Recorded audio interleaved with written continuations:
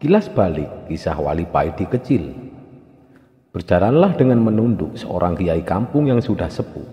Tampak sarung BHS-nya yang lusuh pemberian orang 5 tahun yang lalu, dan baju takwa yang sudah tidak bisa dibilang putih lagi, menghiasi tubuhnya yang ringkih.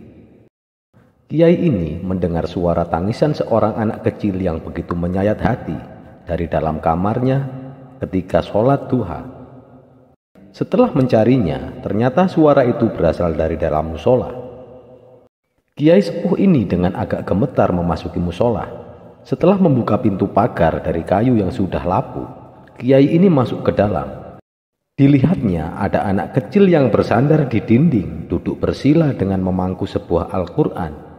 Tampak pundak anak kecil terlihat terguncang-guncang karena menahan tangisannya yang memilukan. Kiai sepuh ini mendekati anak kecil tersebut. Setelah dekat barulah Kiai sepuh ini mengenali siapa anak ini. "Loh, Nak Paidi, mengapa kok nangis begitu?" ucap Kiai dengan memegang pundak Paidi kecil. "Ini Mbah, dalam surat Al-Baqarah diterangkan kalau kayu bakar neraka itu adalah para manusia," ucap Paidi kecil dengan suara terbata-bata. "Nak, kamu kan masih kecil, kamu masih suci, kamu gak akan masuk neraka," ucap Kiai menghibur. Dengan suara bergetar, Paidi kecil ini juga menjawab, "Mbah, kalau panjenengan pernah lihat tungku pembakaran, pasti yang dimasukkan ke tungku pertama kali untuk menyalakan api adalah ranting-ranting kecil, Mbah." Paidi kecil menunduk. Terdengar suara tangisannya semakin keras. Tampak Al-Quran yang dipangkunya basah dengan terkena air matanya. Kiai sepuh ini gemetar kakinya mendengar jawaban Paidi kecil. Dan Kiai sepuh ini jatuh tertunduk. Kiai sepuh ini menangis sesenggukan. "Ya Allah, astagfirullah," rintih Kiai sepuh. Paidi kecil terkejut. Serta-merta ia merangkul Kiai sepuh. Dia merasa bersalah karena menyebabkan Kiai sepuh bersedih. Jadilah keduanya saling bertangis-tangisan. "Mbah, jenengan gak usah bersedih. Saya tahu dan bersedia menjadi saksi kalau Mbah Kiai adalah orang yang baik. Dan saya yakin kalau Mbah Yai kelak terhindar dari api neraka," ucap Paidi kecil menghibur. Dengan masih menangis, Kiai sepuh ini pun menjawab, "Nak, dalam tungku pembakaran, kayu yang paling lama dan terakhir terbakar adalah kayu bongkotan, Nak. Kayu yang sudah tua seperti aku ini." Tidak bisa dicegah, pecahlah tangisan keduanya. Mereka saling berangkulan dan sama-sama menangis. Pemandangan yang begitu menyayat hati. Esok harinya, Kiai sepuh ini sakit. Kiai sepuh tiada henti-hentinya menangis. Kalau ditanya orang-orang yang menjenguknya mengapa Kiai tiada berhenti menangis, Kiai hanya menggelengkan kepala dan terus menangis. 1 minggu kemudian, Mbah Kiai ini dipanggil Yang Maha Kuasa. "Inna lillahi wa inna ilaihi raji'un." Paidi adalah anak ketiga dari 3 bersaudara. Dia anak terakhir. Kakaknya yang pertama namanya Soleh dan sekarang jadi kiai di daerah Kediri. Punya pondok salaf kecil yang hanya ramai ketika bulan Ramadan saja. Sudah menjadi budaya kalau bulan Ramadan banyak santri dari pondok lain yang ngaji posoan hanya untuk menghatamkan beberapa kitab. Karena kalau ngaji pas bulan Ramadan, ngaji kitabnya super cepat, yang bertujuan memang untuk menghatamkan, bukan untuk kepahaman. Dikisahkan setiap tanggal 10 Arafah ada perkumpulan 40 wali di atas gunung di daerah Mekah. 40 wali ini tersebar di seluruh pelosok dunia, dan setiap tahun mereka berkumpul di atas bukit di daerah Makkah ini. Ada yang naik sajadah seperti Aladin, ada yang muncul dari dalam perut bumi, ada yang naik burung, ada yang celing tiba-tiba sudah ada di tempat. Acara tahunan ini yang dipimpin langsung oleh King of the King Sultanul Aulia, rajanya para wali, yang setiap masa hanya 1 orang di jagat seluruh alam semesta itu. Di atas bukit mulai terdengar dentuman-dentuman, lantunan zikir yang terpancar dari hati mereka. Di atas bukit para malaikat berwujud awan ikut menyemarakkan acara reuni tahunan ini dengan hembusan angin yang sepoi-sepoi, berlantunkan takbir, tahmid, dan tahlil. Tampak di kejauhan di bawah bukit ada orang yang tidak terlalu tua, nampak tertatih-tatih dan sangat kesulitan mencoba menaiki bukit. Berbeda dengan wali yang datang sebelumnya, seorang tua ini tampak sangat kesulitan menaiki bukit dengan tongkatnya. Dia berusaha melewati bebatuan yang terjal dengan berliku. Kadang ia berhenti sebentar untuk mengatur pernapasan, lalu melanjutkan menaiki bukit lagi. Setelah sampai di puncak, tampak jelaslah orang ini. Gemuruh nafasnya masih tampak tersengal-sengal kecapean. Pakaiannya biasa, jubah putih yang agak kecoklatan, agak kotor. Walaupun kelelahan, wajahnya selalu tersenyum.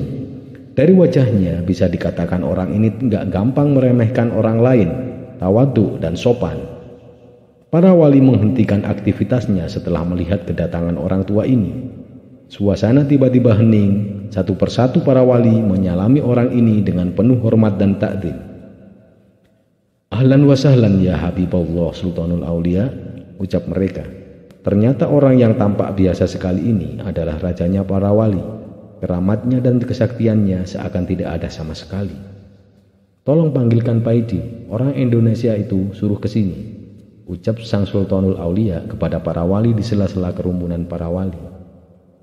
Muncullah seorang pemuda dengan jas layaknya tentara dan peci hitam yang agak tinggi. Dari wajahnya terlihat kalau Paidi ini pemuda yang kocak. Dengan wajah cengar-cengir, pemuda ini mendekati sang Sultanul Aulia dan mencium tangannya. Setelah wali Paidi ini menghadap, sang Sultanul Aulia ini berkata kepadanya, Paidi, sini aku minta rokoknya dan tolong sekalian masakkan air, buatkan kopi. Ternyata wali yang kemana-mana bawa rokok dan kopi hanya wali Paidi. Sehabis dari pertemuan di Mekah, wali Paidi kembali lagi ke Indonesia. Wali Paidi ingin mencoba ilmu yang baru saja didapat dari temannya, wali dari India, Nasir Khan, yaitu ilmu melipat bumi. Teman wali Paidi ini memang terkenal sakti. Seluruh biksu di India tidak dapat menandingi kesaktiannya. Bahkan biksu dari Tibet banyak yang masuk Islam setelah kalah bertarung dengan Nasir Khan ini. Ketika berangkat ke Mekah, wali Paidi ini nunut atau numpang sama temannya dari India ini. Wali Paidi hanya disuruh menggandeng tangannya, lalu tiba-tiba, celing, wali Paidi dan temannya sudah berada di Mekah di atas bukit tempat pertemuan. Dan karena kasihan, wali Nasir Khan ini mengijazahkan ilmu melipat bumi kepada wali Paidi, supaya di acara pertemuan-pertemuan yang akan datang, wali Paidi tidak repot lagi. Wali Paidi memejamkan matanya dan mulutnya mulai berkomat-kamit membaca doa-doa khusus. Tiba-tiba saja tubuh wali Paidi terasa dingin. Bumi yang didudukinya terasa seperti es. Wali Paidi membuka matanya. Tampak di depannya bukit yang tertutup es. Dia melihat ke bawah. Bumi yang didudukinya juga terbuat dari es. Di manakah aku ini? Batin wali Paidi. Wali Paidi berdiri, melihat sekelilingnya, semuanya tampak putih tertutup salju. Wali Paidi berjalan mengitari tempat yang belum pernah dilihat selama hidupnya. Sepi, tiada orang sama sekali. Lama-lama Wali Paidi mendengar ada orang yang bersenandung membaca sholawat. Wali Paidi dengan langkah perlahan-lahan mengikuti asal suara yang bersenandung sholawat tersebut. Dan tampaknya beruang besar putih membungkuk di tepi sungai mencari makanan ikan segar. Masya Allah, ternyata yang bersenandung itu bukan manusia, tapi beruang putih ini. Wali Paidi berhenti. Beruang putih itu menoleh kepada wali Paidi dan berkata kepadanya, Assalamualaikum, ucap beruang itu. Waalaikumsalam, jawab Paidi dengan perasaan kaget dan heran. Kamu wali Paidi kan? Aku tadi dapat kabar kalau nanti ada orang yang kesasar ke sini, namanya wali Paidi, ucap beruang itu. Setelah memakan ikan yang baru didapatnya, beruang putih ini melanjutkan berkata lagi, kamu jangan khawatir, memang sudah biasa orang belajar itu tidak bisa langsung menguasai ilmu yang baru didapatnya. Cobalah sekali lagi, kata beruang tersebut, lalu pergi meninggalkan wali Paidi. Wali Paidi diam 1000 bahasa. Wali Paidi mendongak ke atas melihat posisi matahari. Ternyata dia kesasar ke kutub selatan dan bertemu beruang putih yang bisa bicara. Setelah sholat sunnah 2 rakaat, Wali Paidi mulai merapal doanya kembali. Dan celing, Wali Paidi membuka matanya kembali. Dan betapa kagetnya Wali Paidi ketika membuka matanya, tampak di sekelilingnya banyak orang berlarian dengan memakai baju gamis. Tampak di tangan mereka senjata AK-47. Terdengar suara bising peluru berseliweran. Aduh, aku kesasar lagi ini kayaknya. Tadi ke Kutub Selatan, sekarang kesasar lagi ke Afghanistan. Kok gak kesasar ke Hollywood saja ya? Gumamnya dalam hati. Wali Paidi mengamati salah satu pasukan yang semuanya berjenggot panjang. Wali Paidi tersenyum sendiri melihat jenggot mereka. Memang di negara yang dikuasai Taliban ini bukan operasi helm yang dilakukan di sana, tapi operasi jenggot. Kalau ada laki-laki yang tidak berjenggot, maka kena tilang. Wali Paidi berdiri berjalan mencari ke tempat yang sepi. Wali Paidi tidak suka dengan peperangan. Wali Paidi memutuskan untuk langsung pergi saja. Setelah menemukan tempat yang sepi, Wali Paidi mulai merapal doa-doa ilmu melipat buminya lagi. Angin sepoi-sepoi menerpa wajah Wali Paidi. Wali Paidi membanting, mudah-mudahan tidak kesasar lagi. Wali Paidi membuka matanya. Perlahan-lahan tampak di depannya rumah yang terbuat dari kayu. Persis rumah para transmigrasi di luar pulau. Tidak lama kemudian, keluarlah seorang tua berpeci putih dengan baju takwa dan bersarung melambaikan tangannya memanggil Wali Paidi. Wali Paidi teringat dengan orang tua ini. Beliau adalah Habib Ali Al-Habsyi Pahat, Malaysia, yang kemarin juga ikut pertemuan di Mekah. Masya Allah, ternyata aku masih kesasar lagi, batin Wali Paidi. Wali Paidi melangkahkan kakinya mendekati Habib Ali Al-Habsyi. Wali Paidi teringat beberapa tahun yang lalu ketika Sayyid Malik dari Makkah mulai berkunjung ke dalamnya Habib Ali. Di dalam perjalanan, Sayyid Maliki ini tiba-tiba merasakan kangen yang amat sangat terhadap datuknya, baginda Nabi Muhammad SAW. Setelah sampai di depan dalam Habib Ali, Al-Habib Ali hanya menyuruh masuk Sayyid Maliki, sedang rombongan yang lain disuruh menunggu di luar. Beberapa menit kemudian, Sayyid Maliki keluar dengan beruraian air mata. Sayyid Maliki menangis terseduh-seduh. Sudah terobati kangenku, ucap Sayyid Maliki dengan masih menangis. Ternyata ketika Sayyid Maliki masuk ke dalamnya Habib Ali, Sayyid Maliki dipertemukan oleh Habib Ali dengan baginda Nabi Muhammad SAW. Subhanallah. Mari masuk nak, jangan melamun saja, ucap Habib Ali. Injih mbah, jawab Wali Paidi, lalu melangkah mendekati Habib Ali. Setelah mencium tangan beliau, Wali Paidi masuk ke dalam. Kamu memang gak bakat dengan ilmu melipat bumi itu nak Paidi. Jadi nanti gak usah coba lagi, kamu naik pesawat saja dari sini ke Indonesia, kata Habib Ali. Injih mbah, jawab Wali Paidi. Setelah makan bersama, Wali Paidi pamit pulang. Habib Ali menepuk-nepuk pundak Wali Paidi mengantarkan keluar dari dalam. Ingat perintah sang Sultan nak Paidi, setelah sampai ke rumah segeralah ke Gunung Arjuna untuk kholwat di sana, ucap Habib Ali. Injih mbah, jawab Wali Paidi. Setelah mencium tangan Habib Ali, Wali Paidi beranjak pergi ke bandara, naik pesawat pulang ke Indonesia. Setelah beberapa hari di Indonesia, Wali Paidi ini berencana melakukan suluk nyepi ke Gua Gunung Arjuna sesuai perintah sang Sultanul Aulia. Wali Paidi mulai berkemas untuk berangkat ke Gunung Arjuna. Berpres-pres rokok sudah disiapkan, mulai dari cisamsu, gudang garam, jarum sudah lengkap, tidak ketinggalan. Kopi 1 black juga dibawanya. Setelah sampai di kaki Gunung Arjuna, Wali Paidi mulai mendaki mencari gua yang dimaksud oleh sang Sultanul Aulia. Pada hari ke-7 setelah pendakian, Wali Paidi akhirnya menemukan gua tersebut. Gua itu mulutnya kecil, tertutup ilalang, tapi dalamnya luas. Di pojok kiri ada sumber mata air dan di pojok kanan ada batu yang menyerupai meja yang kemungkinan oleh yang punya gua ini dulu dipakai untuk sholat.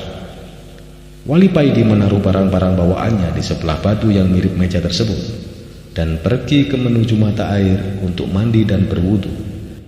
Ketika mandi, hati Wali Paidi dengan sendirinya berzikir dengan cepat dan otomatis. Pengetahuan rohani Wali Paidi semakin bertambah, hatinya berbunga-bunga tanpa dapat ia cegah. Nur basyirahnya semakin terang benderang. Setelah berwudu, Wali Paidi ini melakukan sholat di atas batu yang mirip meja itu. Beratus-ratus rakaat tanpa terasa telah berlalu dan Wali Paidi baru sadar ketika terdengar ayam berkokok. Wali Paidi turun dari batu menuju tempat perbekalannya untuk membuat kopi dan duduk santai sambil merokok. Panci sudah dikeluarkan dan rokok Cisamsu refill sudah disiapkan. Tapi alangkah kagetnya Wali Paidi ketika mencari korek tidak ada. Ia keluarkan semua isi tasnya, tapi tetap saja tidak ada korek ditemukan. Waduh, ciloko ini. Wali Paidi bergumam sendiri. Dia melihat kopi, satu black yang aromanya begitu harum, dan berpres-pres rokok berbagai merek tergeletak di samping kopi. Wis, mus pro kabeh. Kok bisa koreknya gak kubawa? Kata Wali Paidi mulai kesal. 1-2 hari dilalui Wali Paidi tanpa kopi dan rokok, dan pada hari yang ketiga Wali Paidi mulai tidak tahan. Hatinya semeblak ketika melihat kopi dan rokok yang terkulai tak berguna. Wali Paidi mulai membaca hizib. Semua hizib ia kerahkan, dan setelah membaca asyifa 3 kali, Wali Paidi ini mengusapkan telapak tangannya pada matanya dan biar seluruh alam jin dan makhluk halus lainnya tampak sangat jelas. Terlihat Wali Paidi segerombolan jin di luar goa sebelah kiri. Kira-kira 10 meter dari mulut goa, Wali Paidi mendatangi bangsa jin yang terdekat dengan goa tersebut. Gerombolan jin yang melihat Wali Paidi datang tampak ketakutan. "Ada yang punya korek api?" tanya Wali Paidi kepada bangsa jin. "Kami gak punya," jawab mereka. Wali Paidi langsung mengobrak-abrik tempat para jin tersebut. Para jin lari tunggang langgang dan banyak sekali yang terluka. Selanjutnya, setiap tempat yang ada jinnya didatangi oleh Wali Paidi. Kalau ditanya jawabannya nggak punya korek, maka Wali Paidi ini langsung mengobrak-abrik tempat tersebut. Gemparlah seluruh bangsa jin di Gunung Arjuna melihat sepak terjang Wali Paidi ini. Seluruh desa dan kota dari kerajaan jin di Gunung Arjuna ini telah diobrak-abrik oleh Wali Paidi. Nama Wali Paidi menjadi terkenal, menjadi momok yang menakutkan di kalangan bangsa jin. Dan akhirnya tibalah Wali Paidi ini di pusat kerajaan bangsa jin. Ketika sampai di gerbang kerajaan, Wali Paidi disambut oleh 2 jin prajurit yang memang oleh raja mereka diperintahkan untuk menyambut Wali Paidi yang mengantarkan kepadanya. Tampak wajah-wajah yang ketakutan di wajah prajurit jin ini. Dengan suara tergagap-gagap, prajurit ini mempersilahkan kepada Wali Paidi untuk masuk istana dan menemui raja mereka. Dalam istana Raja Jin yang bernama Ismoyo ini sudah menunggu kedatangan Wali Paidi. Setelah Wali Paidi masuk istana, Raja Ismoyo ini langsung turun dari singgasananya, menyambut langsung Wali Paidi dan mempersilahkan Wali Paidi untuk duduk di sampingnya. Dengan agak takut, Raja Ismoyo ini bertanya, "Hamba dengar Tuan Wali telah membuat geger kerajaan hamba. Tuan telah mengobrak-abrik seluruh wilayah kerajaan hamba. Tuan telah mengobrak-abrik seluruh kerajaan tanpa ada yang sanggup melawan Tuan. Apakah gerangan yang Tuan cari sehingga Tuan murka begini? Mungkin hamba bisa membantu." Wali Paidi pun menjawab, "Aku mencari korek. Apakah sampean punya?" Seluruh prajurit tegang menunggu jawaban raja mereka.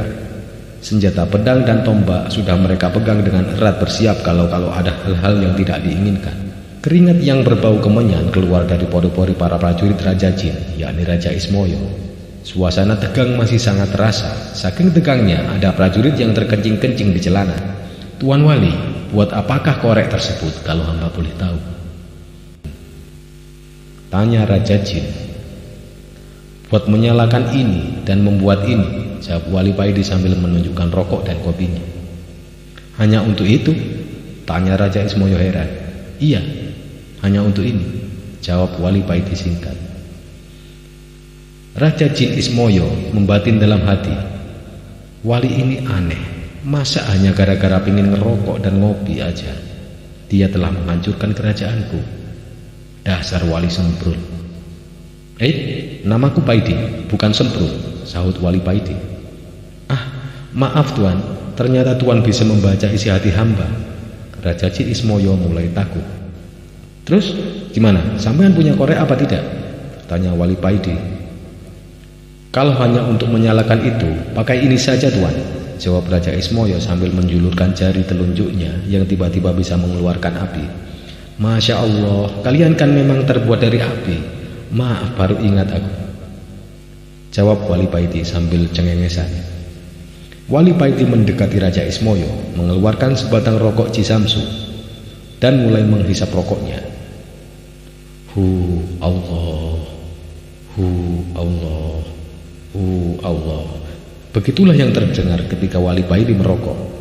Selanjutnya Raja Ismoyo memanggil panglimanya dan berkata kepadanya, "Buatkan kopi buat Tuan Wali ini," perintah Raja Ismoyo sambil mengambil kopi dari Wali Paidi dan menyerahkan kepada panglimanya. "Jangan manis-manis ya," Wali Paidi berpesan. Kerajaan Raja Ismoyo ini yang terkenal angker dan ditakuti bangsa jin dan manusia sekarang berubah bagaikan warung kopi pinggir jalan gara-gara Wali Paidi. "Sampean tidak merokok?" tanya Wali Paidi. "Tidak," jawab sang raja. "Apakah sampean jin Muhammadiyah?" tanya Wali Paidi lagi. "Saya tidak mengerti maksud Tuan," jawab Raja Ismoyo heran. "Maaf, agama sampean apa?" tanya Wali Paidi. "Saya tidak beragama," jawab Raja Ismoyo. "Oh begitu," gumam Wali Paidi. Keduanya lalu terdiam agak lama. "Maaf Tuan, wirid apa yang Tuan baca sehingga Tuan tidak bisa dikalahkan oleh para prajurit saya?" tanya Raja Ismoyo penasaran. "Hizib dan selawat," jawab Wali Paidi. "Maukah Tuan mengajarkan kepada saya?" pinta Raja Ismoyo. "Iya, boleh, tapi sampean harus masuk Islam dulu," jawab Wali Paidi. Lalu Raja Ismoyo memanggil panglimanya, memerintahkan kepadanya untuk mengumpulkan seluruh rakyat dan semua prajuritnya. Dalam sekejap, balai agung istana ramai dipenuhi prajurit dan rakyat, bahkan sampai meluber keluar istana. Selanjutnya, Raja Ismoyo bersimpuh di kaki Wali Paidi, diikuti seluruh rakyatnya. "Kami dengan sukarela siap masuk Islam mengikuti agama Tuan," kata Raja Ismoyo kepada Wali Paidi. "Baiklah, ikuti apa yang aku ucapkan," kata Wali Paidi. Dengan suara yang berwibawa, Wali Paidi mengucapkan 2 kalimah syahadat, diikuti seluruh bangsa jin kerajaan para Ismoyo. Ucapan syahadat para bangsa jin ini menggema ke seluruh gunung Arjuna, bahkan seluruh hewan gunung Arjuna berhenti sejenak, tidak ada yang bersuara mendengarkan ucapan syahadat ini. Setelah mengucapkan 2 kalimat syahadat, Wali Paidi mengajarkan kepada mereka apa itu Islam dan menjabarkan arti iman secara singkat. Selanjutnya, Wali Paidi tinggal di istana Raja Ismoyo guna mengajari mereka cara sholat, cara berzikir, dan lain sebagainya. Setelah beberapa minggu tinggal di istana, Wali Paidi akhirnya mohon pamit kepada Raja Ismoyo. "Kami masih butuh pencerahan dari Tuan. Sudilah kiranya Tuan tetap di sini beberapa hari lagi." "Kami masih butuh pencerahan dari Tuan. Sudilah kiranya Tuan tetap di sini beberapa hari lagi," pinta Raja Ismoyo kepada Wali Paidi.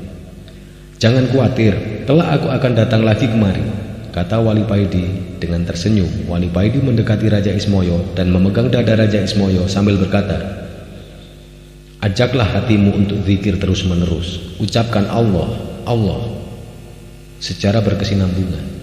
Dalam keadaan apapun teruslah berzikir dan berusahalah selalu dalam keadaan punya wudu. Andai Allah mencabut nyawamu, kamu dalam keadaan suci." "Terima kasih Tuan. Pesan Tuan akan kami laksanakan," jawab Raja Ismoyo dengan takdim. "Kalau hatimu sudah bisa berzikir, maka Allah sendiri yang akan membimbingmu," kata Wali Paidi. "Apakah kami akan menjadi wali kalau kami sudah bisa berzikir sendiri?" tanya Raja Ismoyo. "Berzikirlah karena Allah, jangan ada niatan yang lain," jelas Wali Paidi. Setelah menghisap rokoknya, Wali Paidi berkata lagi, "Allah menjadikan manusia pemimpin di muka bumi ini dan mengangkat para walinya dari kalangan manusia," jelas Wali Paidi. "Oh begitu, kalau Allah menghendaki begitu. Kami sangat ridho dengan keputusan Allah," jawab Raja Ismoyo manggut-manggut. Kalau boleh tahu, Tuan ini wali yang bagaimana?" tanya Raja Ismoyo selanjutnya. "Aku adalah wali abdal, wali pengganti. Kalau istilah dalam sepak bola, sebagai pemain cadangan, wali tingkat rendah. Aku dulu hanya seorang abdi, seorang kiai. Tugasku hanya menyiapkan rokok dan kopi. Setelah kiai saya meninggal, akulah yang dipilih oleh Allah sebagai gantinya," terang Wali Paidi. "Jadi, wali itu jumlahnya tetap sama dari dulu sampai sekarang?" Tanya Raja Ismoyo dengan bersemangat. Ya iya, jumlahnya wali seluruh dunia tetap sama, karena setiap yang meninggal pasti ada gantinya. Biarpun kamu tidak ada hak untuk menjadi wali, kamu harus tetap bersemangat, karena di mata Allah derajat manusia tidak dilihat dari ketakwaannya. Wali itu hanya titel yang diberikan Allah buat para wakil-wakilnya di muka bumi, guna untuk mengatur dan menata manusia dari para hamba yang dikehendakinya. Bukan karena ibadahnya, bukan karena zikirnya, tapi karena kehendak Allah. Jadi, salah besar kalau ada orang yang ingin atau mempunyai cita-cita menjadi wali. Jawab Wali Paidi. Terima kasih Tuan, mudah-mudahan apa yang Tuan ajarkan kepada kami menjadi ilmu yang bermanfaat, ucap Raja Ismoyo. Akhirnya Wali Paidi pamit dan meninggalkan Gunung Arjuna, diiringi Raja Ismoyo dan seluruh rakyatnya. Setelah Wali Paidi sudah tak nampak, Raja Ismoyo dengan suara yang lantang berkata kepada rakyatnya, "Rakyatku semuanya, nanti atau kapanpun kalau ada orang yang ke Gunung Arjuna ini berbekal rokok dan kopi, jangan sampai diganggu. Jagalah mereka sampai mereka meninggalkan Gunung Arjuna ini, demi menghormati guru kita, Wali Paidi." Sesampainya di rumah sehabis dari Gunung Arjuna, Wali Paidi menjalankan aktivitas bagaimana biasanya. Tiap pagi Wali Paidi pergi ke pasar berjualan minyak wangi. Orang-orang di pasar dan di rumahnya biasa memanggilnya dengan Kang Paidi tukang minyak. Setiap jam 1 siang, Wali Paidi ini menutup tokonya dan pulang. Setelah sholat asar sehabis istirahat siang, Wali Paidi mengajari anak-anak kecil di langgarnya belajar membaca Al-Quran sampai waktu maghrib. Dulu di langgar Wali Paidi yang sederhana ini ramai sekali dipenuhi anak-anak kecil yang belajar mengaji. Tetapi setelah ada sistem Iqra dan Qiraati, langgar Wali Paidi ini sepi. Anak-anak pada pindah ke TPQ yang memang banyak tersebar di kampungnya Wali Paidi ini. Wali Paidi sebenarnya juga ikut pelatihan metode Iqra maupun Qiraati yang diwajibkan kepada seluruh guru TPQ guna mendapatkan syahadah atau semacam ijazah. Tapi Wali Paidi tidak lulus dalam pelatihan ini karena seringnya Wali Paidi merokok dan membawa kopi di dalam kelas. Jadinya di langgar Wali Paidi ini metode yang digunakan tetap memakai metode lama, yaitu metode Baghdadi. Karena bagi guru TPQ yang tidak punya syahadah tidak boleh mengajar menggunakan metode Iqra maupun Qiraati. Dan lama-kelamaan murid Wali Paidi habis tinggal 5 anak saja yang tetap tinggal mengaji di langgarnya Wali Paidi.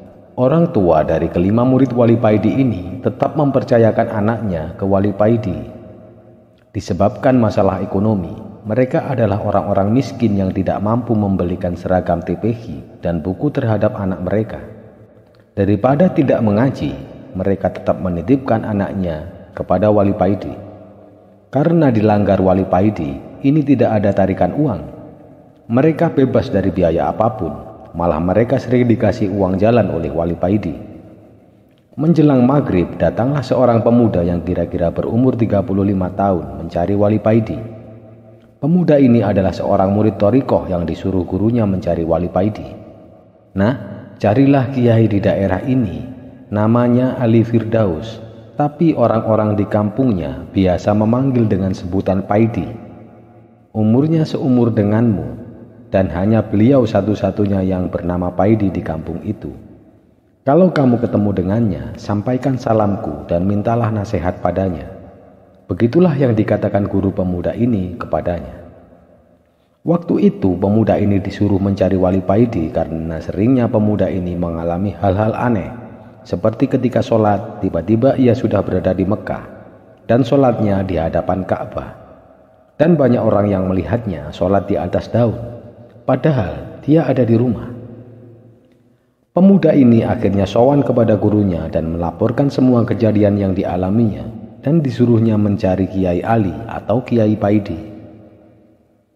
Sesampainya di kampung yang dimaksud, pemuda ini bertanya-tanya kepada orang-orang, "Di manakah rumah Kiai Paidi? Di manakah rumah Kiai Paidi? Di sini tidak ada namanya Kiai Paidi, yang ada Kang Paidi, seorang penjual minyak wangi." Begitu jawab orang kampung ketika ditanya pemuda ini. "Baiklah, di mana rumah Kang Paidi penjual minyak wangi itu?" tanya pemuda ini. Pemuda ini yakin bahwa Kang Paidi itulah Kiai Paidi yang dicarinya, karena gurunya yang bilang bahwa nama Paidi hanya satu orang di kampung ini.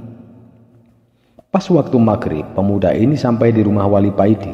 Pemuda ini bertanya kepada seorang wanita yang berada di depan rumah Wali Paidi. "Apakah benar ini rumah Kang Paidi penjual minyak wangi, Bu?" "Benar, Nak. Itu dia ada di langgar, sedang mengimami sholat maghrib," jawab wanita itu sambil menunjukkan langgar yang berada di sebelah rumah Wali Paidi. "Terima kasih, Bu," jawab pemuda ini sambil menuju ke langgar guna sholat maghrib dan sekalian sowan kepada Kiai Paidi.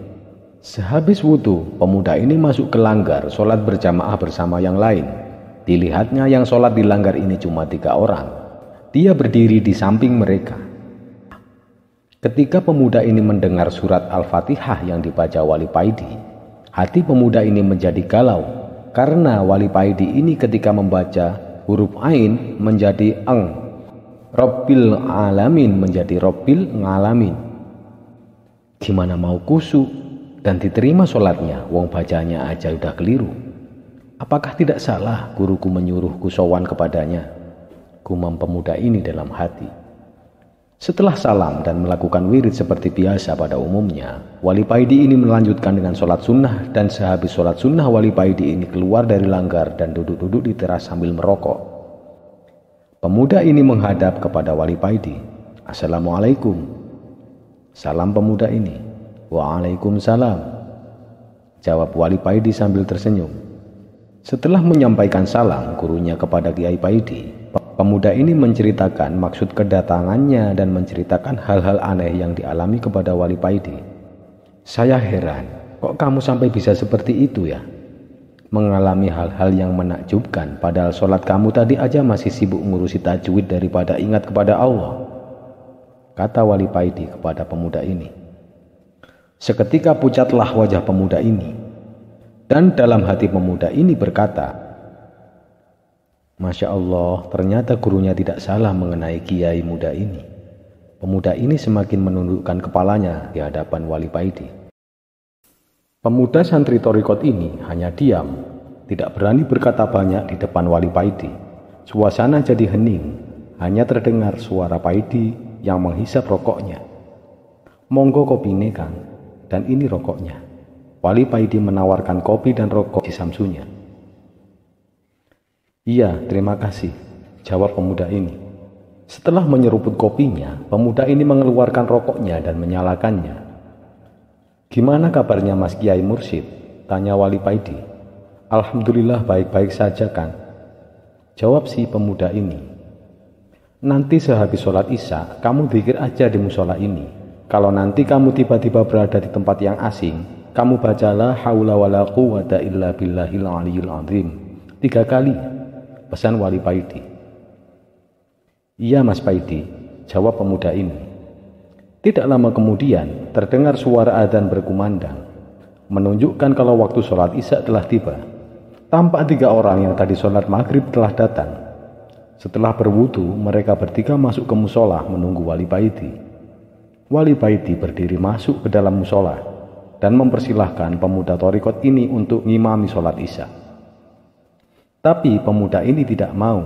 Wali Paidi akhirnya maju dan dimulailah sholat isya berjamaah. Pemuda Thariqat ini sholat tepat di belakang Wali Paidi. Jadi pemuda ini dapat mendengar dengan jelas suara Wali Paidi. Tapi pemuda ini tidak mau mengulangi kesalahannya di waktu sholat maghrib tadi. Sambil membaca surat Al-Fatihah, pemuda ini mulai mengajak hatinya berzikir. Berzikir, Allah, Allah. Pemuda ini mulai merasakan ketenangan dalam sholatnya. Suara hiruk pikuk di sekitar sholat mulai hilang. Suasana menjadi hening, yang terdengar hanya suara Wali Paidi dan suara hatinya yang berzikir.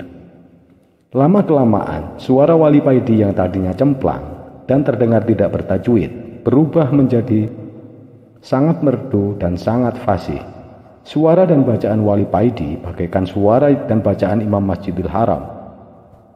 Setelah mendengar salam, barulah pemuda ini seakan tersadar kembali lagi ke dunia. Setelah membaca wirid, seperti pada umumnya, Wali Paidi mundur melaksanakan sholat sunnah 2 rakaat. Setelah sholat, Wali Paidi mendekati pemuda Thariqat ini. "Sampean di sini saja dan mulailah berzikir seperti yang sampean lakukan," kata Wali Paidi. "Iya Mas Paidi," jawab pemuda ini singkat. "Ingat pesan saya tadi," kata Wali Paidi. Pemuda ini mengangguk. Setelah ketiga orang ikut berjamaah tadi keluar, Wali Paidi berdiri, mematikan lampu musola dan ikut keluar. Tinggallah pemuda ini sendirian di dalam musola. Pemuda Thariqat ini lalu duduk bersila dan memulai membaca Al-Fatihah, tawassul kepada Kanjeng Nabi Muhammad SAW, dan diteruskan tawassul kepada guru-gurunya.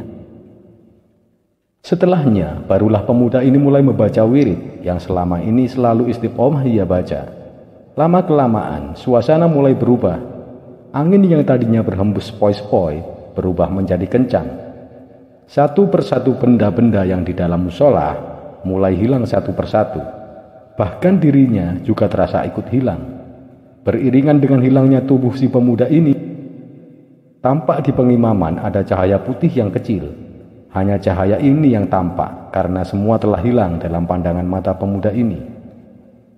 Dan dengan sayup-sayup mulailah terdengar suara orang yang berlalu lalang membaca takbir dan tahmid. Cahaya yang tadinya kecil mulai membesar dan setengahnya seluruhnya. Dan teranglah seluruhnya.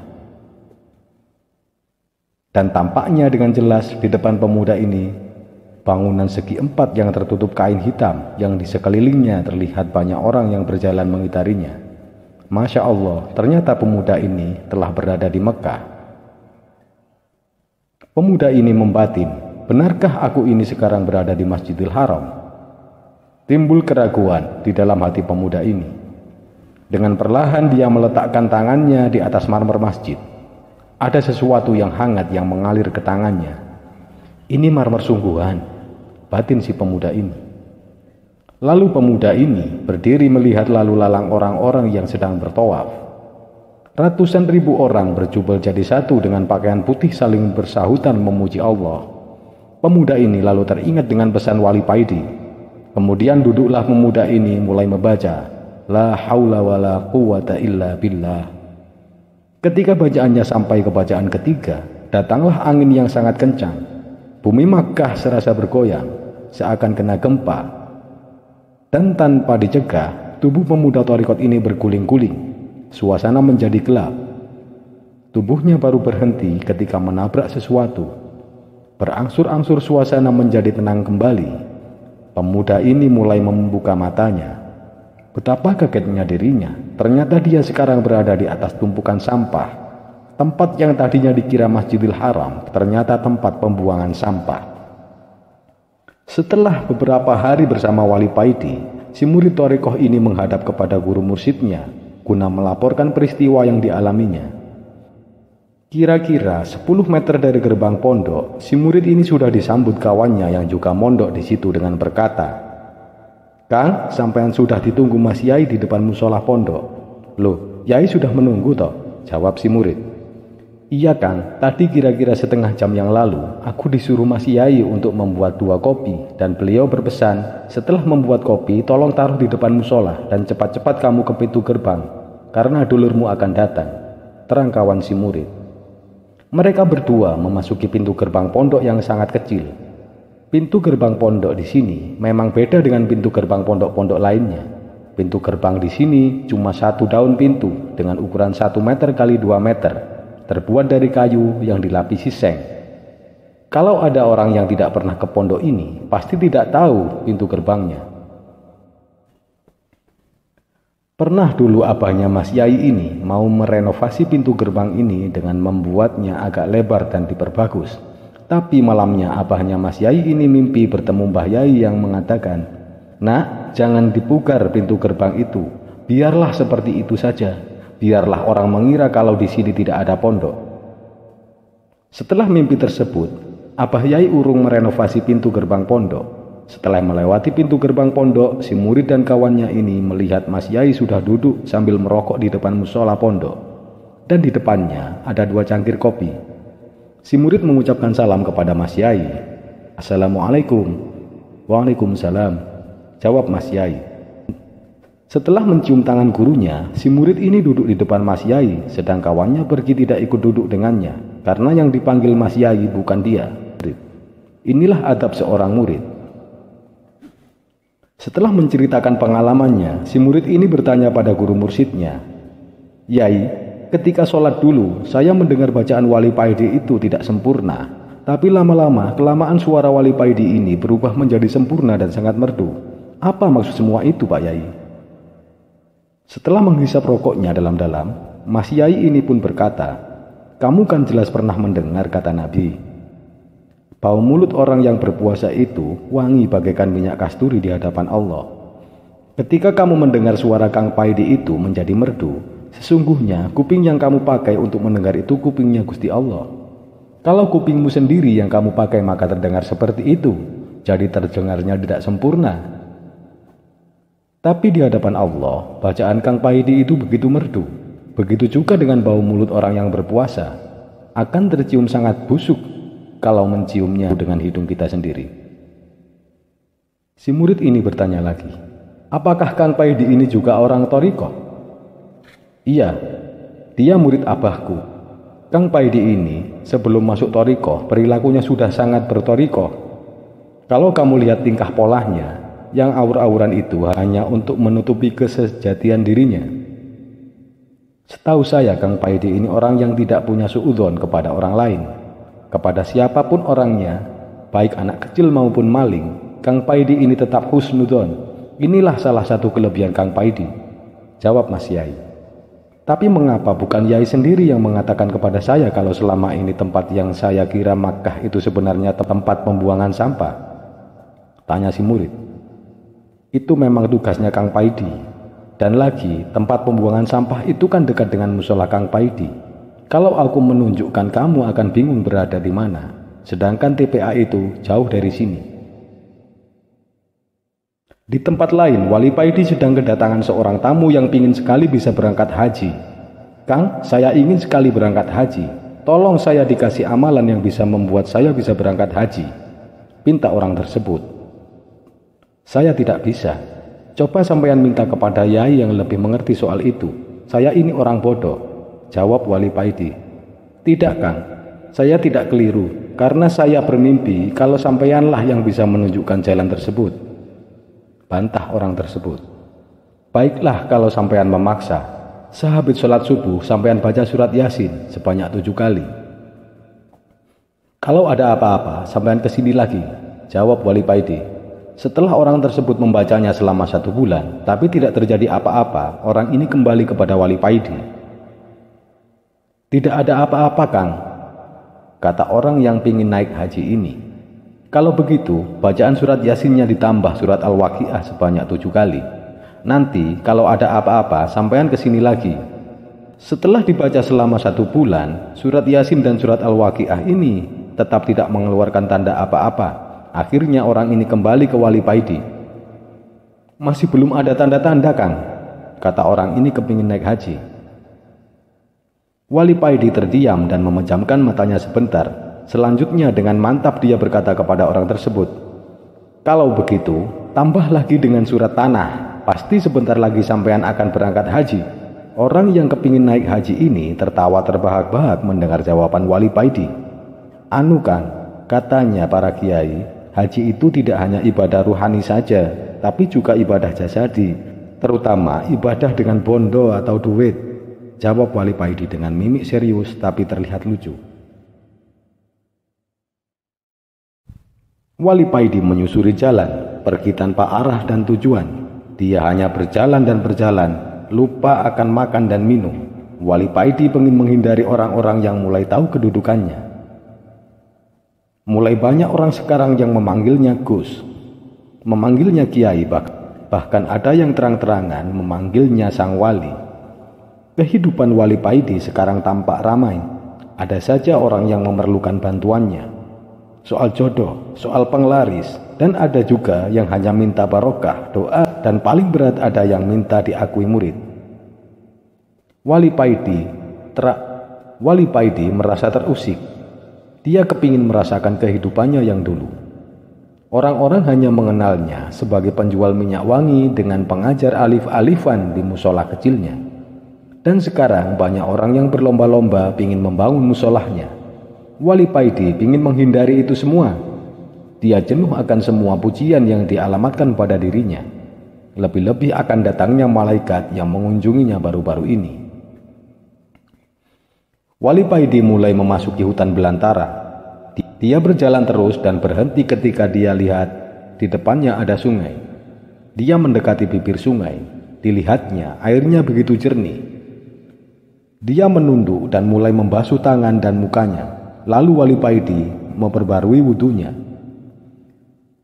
Karena Wali Paidi ini diberi kemampuan oleh Allah untuk selalu dalam keadaan suci.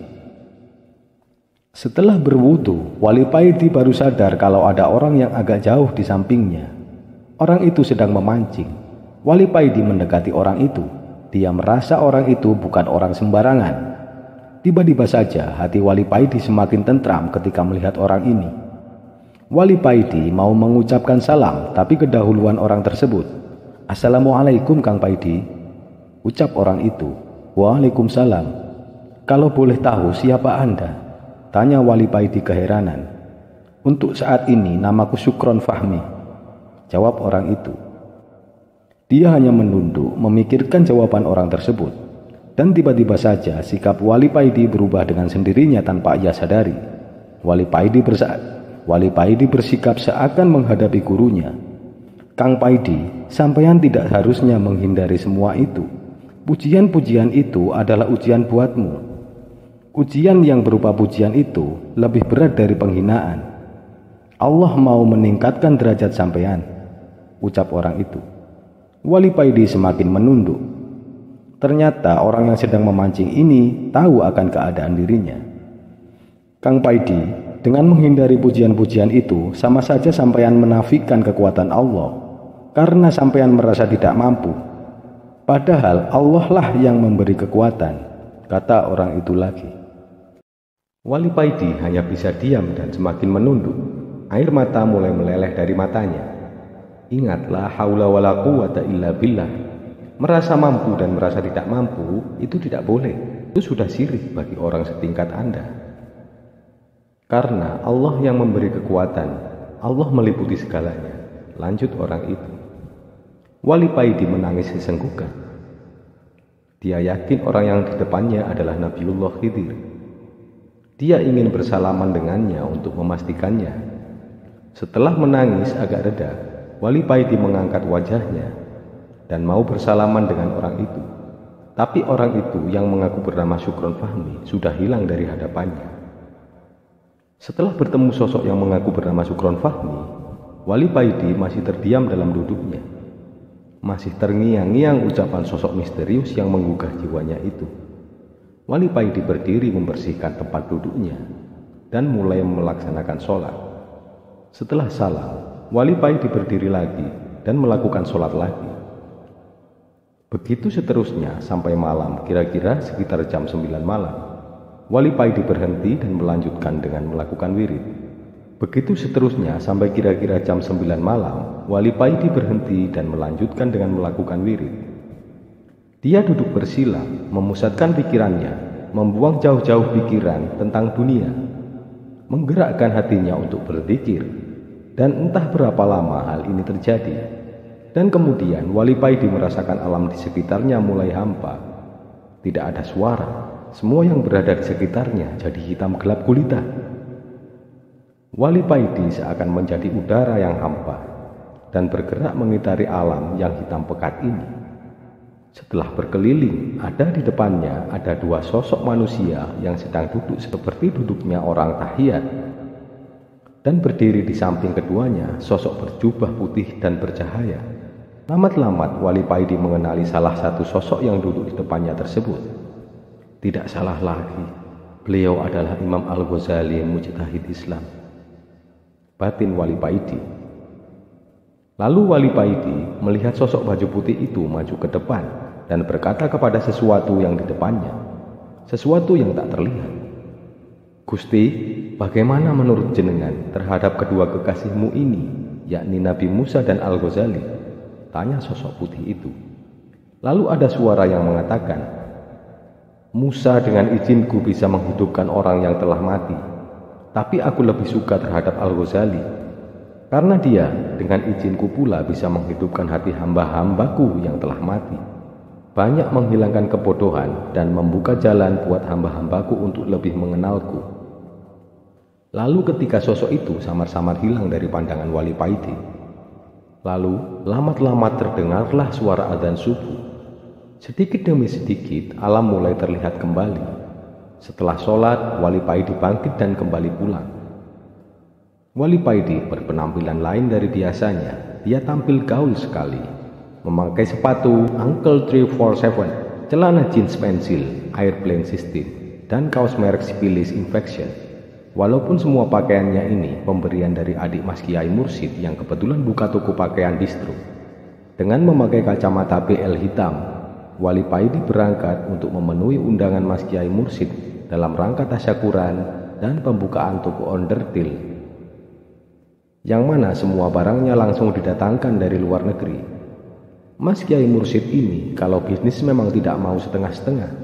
Sekali terjun beliau langsung menyelam sekalian. Sekitar jam 9 pagi, Wali Paidi sudah sampai di toko Mas Kiai Mursyid. Tampak terop atau teratak yang mewah yang tidak begitu besar berada di depan toko. Di bawah teratak sudah berjajar rapi kursi yang terbungkus kain putih yang sebagian besar sudah terisi. Di depan terop ada geladak kecil yang juga tertutup kain putih yang di atasnya ada karpet merah yang di sebelahnya kira-kira ada piano semacam elektron. Musik barat slow rock berkemandang mulai awal acara. Yang unik, ada sebagian tamu yang datang memakai kopiah dan sarung, sedang yang lainnya berpakaian ala eksekutif muda. Memang Mas Kiai Mursyid ini mengundang seluruh pelaku bisnis di dalam kota dan sebagian dari luar daerah. Mas Kiai Mursyid ini menyeting acara pada pembukaan tokonya ini dengan model seperti acara pembukaan toko onderdil pada umumnya. Tidak seperti acara yang biasa dilakukan seorang kiai di kalangan pesantren, apalagi Mas Kiai ini adalah seorang mursyid. Wali Paidi tidak langsung duduk di tempat acara, tapi langsung menuju dapur umum mencari kopi. Setelah dapat kopi, Wali Paidi duduk di pojok toko, mengeluarkan sebatang rokoknya sambil menunggu kedatangan Mas Kiai Mursyid. Sambil menjedot rokok, Mathna wa thulatha wa ruba' atau Ji Samsu 2, 3, 4. Wali Paidi mengawasi semua tamu yang datang. Wali Paidi tersenyum kecil ketika melihat kekikukan para tamu yang memakai kopiah dan sarung itu. Mereka tampak rikuh duduk di sekeliling para tamu yang berpenampilan beda dari mereka dan di tempat yang acaranya tidak diduga oleh mereka sebelumnya. Dari arah belakang datanglah seorang pemuda yang berpenampilannya seperti Wali Paidi ini, menghampiri dan duduk di samping Wali Paidi. Pemuda ini adalah adik Mas Kiai Mursyid. "Udah lama kan?" tanya pemuda ini setelah mereka bersalaman. "Enggak, barusan saja kok," jawab Wali Paidi. Sebelum Wali Paidi bertanya soal tamu yang berkopiah dan sarungan itu, adik Mas Kiai Mursyid ini sudah menjelaskan kepada Wali Paidi tentang mereka. "Anu kan, sebenarnya Mas Kiai Mursyid meminta bantuan kepada Kiai Ahmad untuk mendatangkan santri-santrinya untuk datang ke sini guna membantu sebagai akomodasi atau bagian angkat-angkat meja. Tapi terjadi salah paham. Ternyata yang dikirim Kiai Ahmad ke sini adalah para ustadz dan penggede-penggede toriko. Dikiranya Mas Kiai Mursyid mengadakan acara kumpulan torikot. Jadinya ya seperti ini," adik Mas Kiai Mursyid menjelaskan kepada Wali Paidi. "Oh, begitu toh ceritanya," jawab Wali Paidi. Tidak lama kemudian datanglah Mas Kiai Mursyid yang bercelana jin diiringi cewek-cewek cantik yang berpakaian minim, tampak seksi-seksi dan mulus-mulus. Mereka ini para sales promotion girl yang didatangkan Mas Kiai Mursyid untuk mengisi acara pembukaan tokonya ini. Para tamu bertepuk tangan menyambut kedatangan Mas Kiai Mursyid ini, kecuali para tamu yang berkopiah dan sarungan. Mereka hanya melongo dan terheran-heran melihat tingkah dan gaya Mas Kiai Mursyid ini, memakai jin dan dikelilingi cewek-cewek cantik. Sebagian para penggede-penggede torikoh ini mulai timbul keraguan atas kemursidan Mas Kiai ini. Dan memang para penggede-penggede torikot ini sebagian besar dulunya adalah murid abahnya. Setelah acara seremonial dimulai dan peresmian atas bukanya toko onderdil ini sudah dilakukan, Tibalah waktunya hiburan. Musik mulai mengalun lagi dan lebih menggeparkan. Mas Yai Mursyid ini tampil di panggung mini, berjoget ria bersama para sales promotion girl yang berjumlah 15 orang.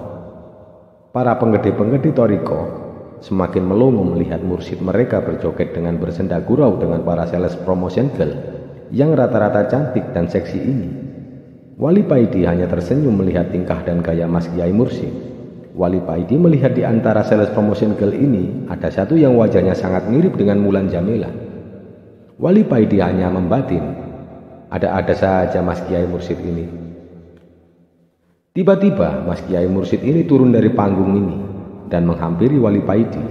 Selanjutnya menggandeng tangan Wali Paidi, ditarik ikut dan diajak joget di atas panggung mini. Dan Mas Kiai Mursyid ini menggandengkan Wali Paidi dengan cewek yang wajahnya mirip dengan Mulan Jamilah itu. Ketika Wali Paidi memegang tangan cewek yang sangat mirip dengan Mulan Jamilah ini, detak zikir jantung Wali Paidi semakin kencang. Dari tangan cewek ini terdengar kalimat Ya Latif, Ya Latif, Ya Latif. Dan dari paha dan pantat si cewek keluar kalimat Ya Jamalu, Ya Jamalu, Ya Jamal. Dari seluruh anggota badan si cewek ini mengeluarkan kalimat-kalimat Asmaul Husna. Wali Paidi seakan berjoget di taman surga. Musik dan suasana berubah menjadi surga. Bunga-bunga yang indah bermunculan di sekitar taman, harum semerbak mewangi. Wali Paidi berjoget berputar-putar mengikuti alunan musik yang begitu indah. Wali Paidi baru sadar ketika mendengar suara Mas Kiai Mursyid. Wes Kang, ayo balik ke dunia lagi, jangan di surga terus. Ini acara jualan onderdil belum selesai. Sehabis dari acara peresmian toko Mas Kiai Mursyid, Wali Paidi pamit pulang. Sebenarnya uang Wali Paidi ini sudah habis sama sekali dikasihkan kepada tamu-tamu Mas Kiai Mursyid yang bersarung dan berpeci itu. Sebagai uang kaget atas acara yang begitu menghebohkan. Mas Kiai Mursyid yang tahu kalau Wali Paidi ini kehabisan uang malah menggodanya. Ketika Wali Paidi pamit padanya, Kang, duit sampean kan masih banyak, jadi aku wis gak usah nyangoni, ini garam aja sampean bawa, ucap Mas Kiai Mursyid. Iya Mas Yai, terima kasih, ucap Wali Paidi. Memang mulai Mbah Yai, Abah Yai sampai Mas Yai, garam adalah cindera mata pondok beliau-beliau ini. Garam suwu ini digunakan untuk apa saja, mengobati penyakit zahir maupun batin. Dan masih banyak kegunaannya, tinggal niatnya apa bagi yang menggunakannya. Adik Mas Kiai Mursyid menawarkan untuk mengantar Wali Paidi ke terminal, tapi Wali tidak mau. Saya jalan kaki saja sambil jalan-jalan menikmati pemandangan, ucap Wali Paidi kepada adik Mas Kiai Mursyid. Setelah bersalam-salaman, Wali Paidi pamit dan meneruskan perjalanan ke arah terminal. Zikir selalu menyertai setiap langkah Wali Paidi ini. Ketika Wali Paidi melintasi jalan, di pinggir alun-alun ada gerombolan pemuda yang mengawasi Wali Paidi. Dengan tersenyum, Wali Paidi meneruskan langkahnya. Wali Paidi sebenarnya sudah tahu kalau sebentar lagi dia akan dicegat dan dipalak. Ini yang jadi ganjalan hati Wali Paidi. Karena dia sudah nggak punya uang sama sekali. Dia akan malu sekali karena tidak bisa memberi kepada orang yang meminta. Kasihan mereka kalau sampai tidak mendapatkan uang dariku, batin Wali Paidi. Wali Paidi berusaha menghindar karena malu. Dia menyeberang jalan berusaha menghindari mereka. Tapi gerombolan pemuda ini mengikutinya dan satu orang maju ke depan menjegat Wali Paidi.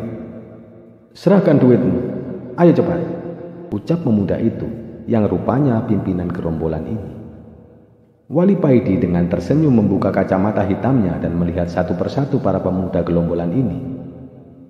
Di kaos pimpinan gerombolan ini ada simbol hati yang bersinar dan tertuliskan SH. Mereka yang melihat Wali Paidi yang begitu tenang jadi keder. Dan mereka heran melihat ketenangan dan tampak tidak ada ketakutan sama sekali di wajah Wali Paidi. Mohon maaf yang sebesar-besarnya, aku tidak punya uang sama sekali. Maaf, aku membuat kalian kecewa. Uangku sudah habis kukasihkan kepada orang lain, ucap Wali Paidi kepada ketua gerombolan ini. Ketua gerombolan ini hatinya jadi bergetar ketika melihat tatapan mata Wali Paidi yang begitu teduh. Hati pemuda ini jadi damai, dan tanpa disadari mata pemuda ini mulai berkaca-kaca. Pemuda ini mulai teringat dengan dosa-dosanya. Pemuda ini juga tidak tahu mengapa hatinya begitu terenyuh dan teringat dengan masa lalunya, teringat dengan pesan-pesan gurunya yang dahulu. Kawanan gerombolan ini juga ikut terdiam melihat pimpinan mereka diam tak bergerak sama sekali. Mereka jadi heran. Biasanya Mas Gohel atau yang nama aslinya adalah Soleh, kalau ada orang dimintai duit tapi tidak memberi, langsung dipukulinya. Tapi sekarang tidak bergerak menghadapi pemuda ini. Saya tidak bisa memberi apa-apa. Ini ada garam kalau sampean mau. Katanya ibu sampean sekarang sakit, ucap Wali Paidi kepada pimpinan gerombolan ini yang ternyata bernama Gohel. Pemuda yang bernama Gohel ini jadi heran setengah mati. Pemuda distro ini atau Wali Paidi kok bisa tahu kalau sekarang ibunya lagi sakit dan sudah berhari-hari ini hatinya galau memikirkan penyakit ibunya yang gak sembuh-sembuh. Hatinya begitu terenyuh dengan perhatian Wali Paidi terhadap ibunya. Karena selama ini semua orang di kampungnya tidak ada yang peduli dengan keluarganya. Mereka hanya mencibir, tidak pernah memperhatikan keluarganya. Tanpa bisa ditahan, pemuda ini tertunduk di hadapan Wali Paidi dan menangis terseduh-seduh. Anak buah Gohel yang berjumlah 7 orang ini lebih heran lagi melihat pemimpin mereka tertunduk dan menangis terseduh-seduh di hadapan Wali Paidi. Tanpa dikomando, mereka mendekati pimpinan mereka dan membuat pagar betis, melingkari Wali Paidi dan Gohel. Mereka berdiri melingkar menutupi mereka supaya orang-orang tidak tahu kalau pemimpin mereka menangis. Mereka malu kalau orang-orang melihat pemimpin mereka menangis. Masa pemimpin preman kok cengeng? Wali Paidi menepuk-nepuk pundak Gohel dan menariknya untuk berdiri lalu berkata, "Udah mas, aku sama sampean ini masih saudara, jadi gak usah sungkan." Gohel berdiri dan mengusap air matanya, kemudian merangkul Wali Paidi. "Terima kasih mas," ucap Gohel kepada Wali Paidi. Mereka lalu bersalaman, diikuti seluruh anak buah Gohel juga bersalaman kepada Wali Paidi. Suasana menjadi cair kembali. Tidak lama kemudian suasana jadi akrab. Seakan Wali Paidi dan gerombolan Gohel ini adalah teman yang sudah lama kenal. Karena Wali Paidi ini pintar mengeluarkan joget-joget segar yang membuat Gohel dan anak buahnya tertawa terpingkal-pingkal. "Ayo ngopi dulu mas," ajak Gohel kepada Wali Paidi. "Monggo," jawab Wali Paidi. Mereka berdua dan seluruh anak buah Gohel menuju warung pinggir jalan. Setelah mengambil tempat duduk, mereka memesan kopi. Anak buah Gohel menunggu di luar warung. "Mas, kalau bisa sampean berhenti malak orang. Kasihan gurumu mas," ucap Wali Paidi. "Iya mas, saya akan berusaha mencari kerja yang benar. Doakan saja." Jangan sampai perguruan sampean setia hati itu menjadi singkatan dari perguruan sakit hati mas. Gunakan kepandaian silatmu itu sebagai senam untuk kesehatan. Itu yang cocok untuk zaman sekarang ini. Beda dengan zaman ketika orang Islam masih punya musuh dulu. Jangan belajar silat untuk mencari kesaktian atau untuk perisai diri. Karena perisai diri yang langsung dari Allah adalah sodako. Belajarlah silat hanya untuk kesehatan. Maka kamu tidak akan mencari musuh atau dicari musuh, kata Wali Paidi. Sambil nyeruput kopinya, Wali Paidi berkata lagi kepada Gohel, "Kalau belajar silat untuk mencari kesaktian atau kekuatan, jadinya ya seperti ini. Sesama saudara seperguruan tawur, tidak rela melihat perguruan lain unjuk kekuatan. Seperti kemarin terjadi penyerbuan terhadap konvoi perguruan Kerasakti yang diduga dilakukan oleh perguruan silat sampean." "Iya mas, memang dulu aku belajar ilmu silat untuk mencari kesaktian atau kekuatan. Setelah lulus aku bingung gimana cara melihat kalau aku ini sudah kuat. Akhirnya aku mencari gara-gara supaya punya musuh dan kerusuhan sampai jadi seperti sekarang ini," ucap Gohel sambil menunduk. Setelah ngobrol yang cukup lama, Gohel ini akhirnya terbuka hatinya, mengerti tentang apa arti hidup ini. Mengerti manusia itu tinggal menjalankan peran dari Allah, mengerti akan dirinya berperan sebagai apa dan menjalankan sebaik-baiknya. Ada yang berperan sebagai ulama, guru, pedagang, petani, dan lain-lain. "Terus sampean mau kemana?" Tanya Gohel kepada Wali Paidi. Mau ke terminal, jawab Wali Paidi singkat. Maksudku, tujuan sampean dari terminal itu mau kemana? Tanya Gohel lagi. Mau sowan kepada salah satu guruku, jawab Wali Paidi. Kalau begitu, mari saya antar, Gohel menawari Wali Paidi. Baiklah, ucap Wali Paidi. Gohel mendekati pemilik warung dan menanyakan habis berapa semuanya. Pemilik warung terdiam, merasa heran dengan sikap Gohel, karena biasanya Gohel ini kalau makan minum di warungnya tidak pernah bayar. Pemilik warung tersebut sangat gembira dengan perubahan sikap Gohel ini. Udah, nggak usah bayar mas, anggap saja ini sebagai selamatan buat mas. Selamatan kalau sampean telah terlahir kembali. Mudah-mudahan tobat sampean ini sebagai tobatan nasuha, ucap pemilik warung kepada Gohel. Setelah mengucapkan terima kasih, Gohel mengantarkan Wali Paidi ke terminal. Dalam perjalanan, Gohel menanyakan perihal tentang orang-orang soleh yang diketahui Wali Paidi. Wali Paidi menceritakan dengan singkat perihal mereka, tentang sifat dan kelebihan para orang-orang soleh tersebut. Tidak begitu lama, akhirnya mereka sampai ke terminal. Gohel memanggil salah satu anak buahnya dan membisikkan sesuatu kepadanya. Lalu anak buahnya itu pergi. Jangan berangkat dulu mas, tunggu sebentar, kata Gohel kepada Wali Paidi. Tidak begitu lama, anak buah Gohel itu datang sambil menyerahkan sesuatu kepada Gohel.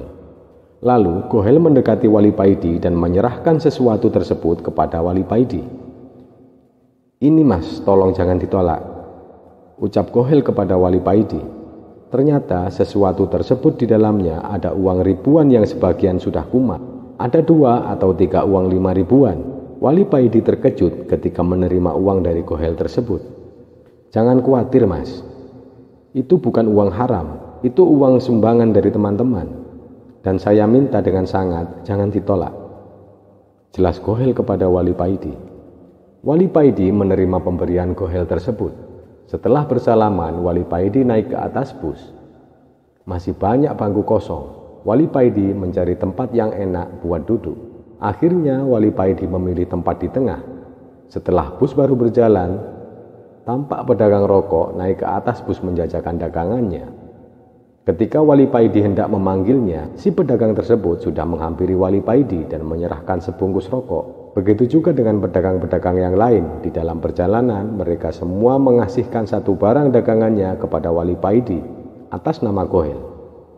Mulai penjual minuman sampai penjual kacang, bahkan penjual ballpoint 2000-an dapat 3 juga menyerahkan ballpointnya atas nama dan rasa terima kasih Gohel kepada Wali Paidi. Ketika Wali Paidi mau membayar karcis bus, Pak Kondektur juga membebaskan Wali Paidi atas nama Gohel juga. Wali Paidi juga geleng-geleng kepala. Gondeng soleh iki, batin Wali Paidi tersenyum. Wali Paidi akhirnya sampai di sebuah kota yang dulunya adalah sebuah wilayah kerajaan Majapahit. Wali Paidi turun sambil membawa satu kresek besar yang berisi minuman dan makanan ringan pemberian para pedagang-pedagang asongan di atas bus. Baru melangkah turun dari bus, Wali Paidi langsung dihampiri seorang gila dan berambut gimbal. Orang gila tersebut langsung menarik-narik tas kresek Wali Paidi. Paidi, ucap orang gila tersebut lalu ngeloyor pergi. Wali Paidi membiarkan saja tas kreseknya direbut, dan dia hanya terus mengikuti orang gila tersebut karena dia penasaran, orang gila ini kok tahu namanya. Terlihat di sudut terminal, orang gila ini tertawa-tawa menikmati makanan dan minuman hasil rampasannya. Wali Paidi berjalan perlahan mendekati orang gila tersebut. Dan kira-kira setelah jarak Wali Paidi dan orang gila itu berjarak 10 meteran, orang gila tersebut berkata dengan masih memakan dan minum. Nggak usah heran Di, orang yang dekat dengan Tuhannya, apa yang tidak diketahui di muka bumi ini? Yang diketahui Gusti Allah juga diketahui oleh para kekasihnya. Apalagi namamu terkenal di langit sana. Namamu sering muncul karena seringnya kamu usul ke Gusti Allah. Dengan masih memegang minuman Sprite kaleng, orang gila tersebut berkata lagi. Para malaikat sering berkata, hampir semua malaikat mengenalmu karena seringnya kamu minta dan usul ke Gusti Allah. Seharusnya kamu malu minta-minta terus seperti pengemis. Wali Paidi terdiam, seperti ditelanjangi. Wali Paidi menghampiri orang gila tersebut dan mencium tangannya. Ketika Wali Paidi memegang tangannya, Wali Paidi ini kaget karena tangan orang gila ini bagaikan tidak ada tulangnya, terasa halus, begitu lembut dan berbau sangat wangi. Ketika Wali Paidi mau menanyakan namanya, orang gila ini mendahului berkata, "Kamu gak usah tahu namaku. Udah sana, kamu pergi sowan ke kiaimu sana. Nanti kita bertemu di sana. Dan kalau kamu melihat kiaimu sedang ada tamu agung, kamu sebaiknya langsung pamit saja." Wali Paidi cuma mengangguk-angguk terdiam. Setelah mengucapkan salam, Wali Paidi pergi dari situ dan berangkat untuk sowan ke kiainya. Wali Paidi melanjutkan perjalanan dengan naik becak.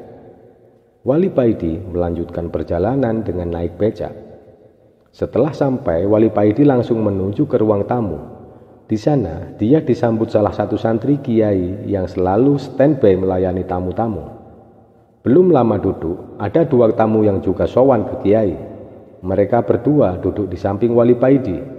Tidak seperti biasanya, kiai kali ini tidak langsung menemui mereka bertiga. Wali Paidi dan kedua tamu menunggu sekitar 1 jam lebih, baru kiai keluar. Wali Paidi dan kedua tamu langsung bersalaman dengan kiai. Mereka bertiga mencium tangan kiai dengan penuh takzim. Yang sangat berbeda sikap Wali Paidi terhadap kiai ini, Wali Paidi tampak sangat takzim berhadapan dengan kiai. Wali Paidi hanya bisa menunduk, dan tampak butiran-butiran air mata mulai membasahi pipi Wali Paidi. Setelah kiai baru saja duduk, Wali Paidi maju bersalaman lagi dan mohon pamit. Kiai hanya tersenyum dan merestui Wali Paidi. "Iya salam aja ke dulur-dulur semua," ucap kiai. "Inggih kiai," jawab Wali Paidi dengan masih penunduk. Kedua tamu ini heran melihat sikap Wali Paidi. Mereka menunggu begitu lama, tapi setelah kiai keluar, Wali Paidi kok langsung mohon pamit. Satu di antara dua tamu ini penasaran dan menanyakan hal tersebut kepada kiai. "Kiai, Mas tadi itu menunggu panjenengan dengan kami begitu lama, tapi setelah kiai datang, Mas tadi langsung mohon pamit. Ada apa gerangan kiai?" tanya tamu. "Gimana ya? Kamu langsung aja ke orangnya dan tanyakan hal itu. Dia belum pergi jauh. Sekarang dia masih duduk-duduk di pagar jembatan," jawab kiai. Setelah mohon izin dan keluar sebentar, tamu tadi mencari Wali Paidi. Dan benar apa yang dikatakan kiai. Wali Paidi masih duduk di pinggir jembatan. "Assalamualaikum," ucap tamu ini kepada Wali Paidi. "Waalaikumsalam," jawab Wali Paidi. "Maaf Mas, saya penasaran dengan sikap sampean tadi. Kok langsung mohon pamit ketika baru ketemu kiai?" tanya tamu dengan penasaran. "Gimana tidak langsung mohon pamit Kang? Wong di samping kanan kiai ada baginda Rasul dan di samping kiri kiai ada Nabiullah Khidir. Apa yang mau saya omongkan kalau mereka berdua hadir di samping kanan kiri Pak Kiai?" jawab Wali Paidi dengan mata yang berkaca-kaca. "Oh," ganti si tamu jadi heran dan melongo. Sehabis tahlil bersama dalam rangka memperingati haul Gus Dur kedua, Wali Paidi bersama warga berkumpul bareng ngopi bersama-sama. Mereka saling berkelompok 3-4 orang membicarakan dan mengenang Gus Dur, dan diselingi adu argumen mengenai apa rasa dibalik sepak terjang Gus Dur di masa lalu. Wali Paidi tersenyum-senyum melihat tingkah laku mereka. Wali Paidi sendiri duduk-duduk bersama 4 orang dengan 1 cangkir kopi besar berada di tengah. Mereka berlima joinan bersama-sama, indah dan rukun sekali. Paijo, tetangga Wali Paidi, mulai membuka pembicaraan dengan bertanya kepada Wali Paidi, "Kang, menurut sampean, gimana Gus Dur selama jadi presiden yang cukup sebentar itu?" "Sebelum kita membahas tentang itu semua, alangkah baiknya kita mengulas lagi sejarah sebelum Gus Dur jadi presiden," jawab Wali Paidi.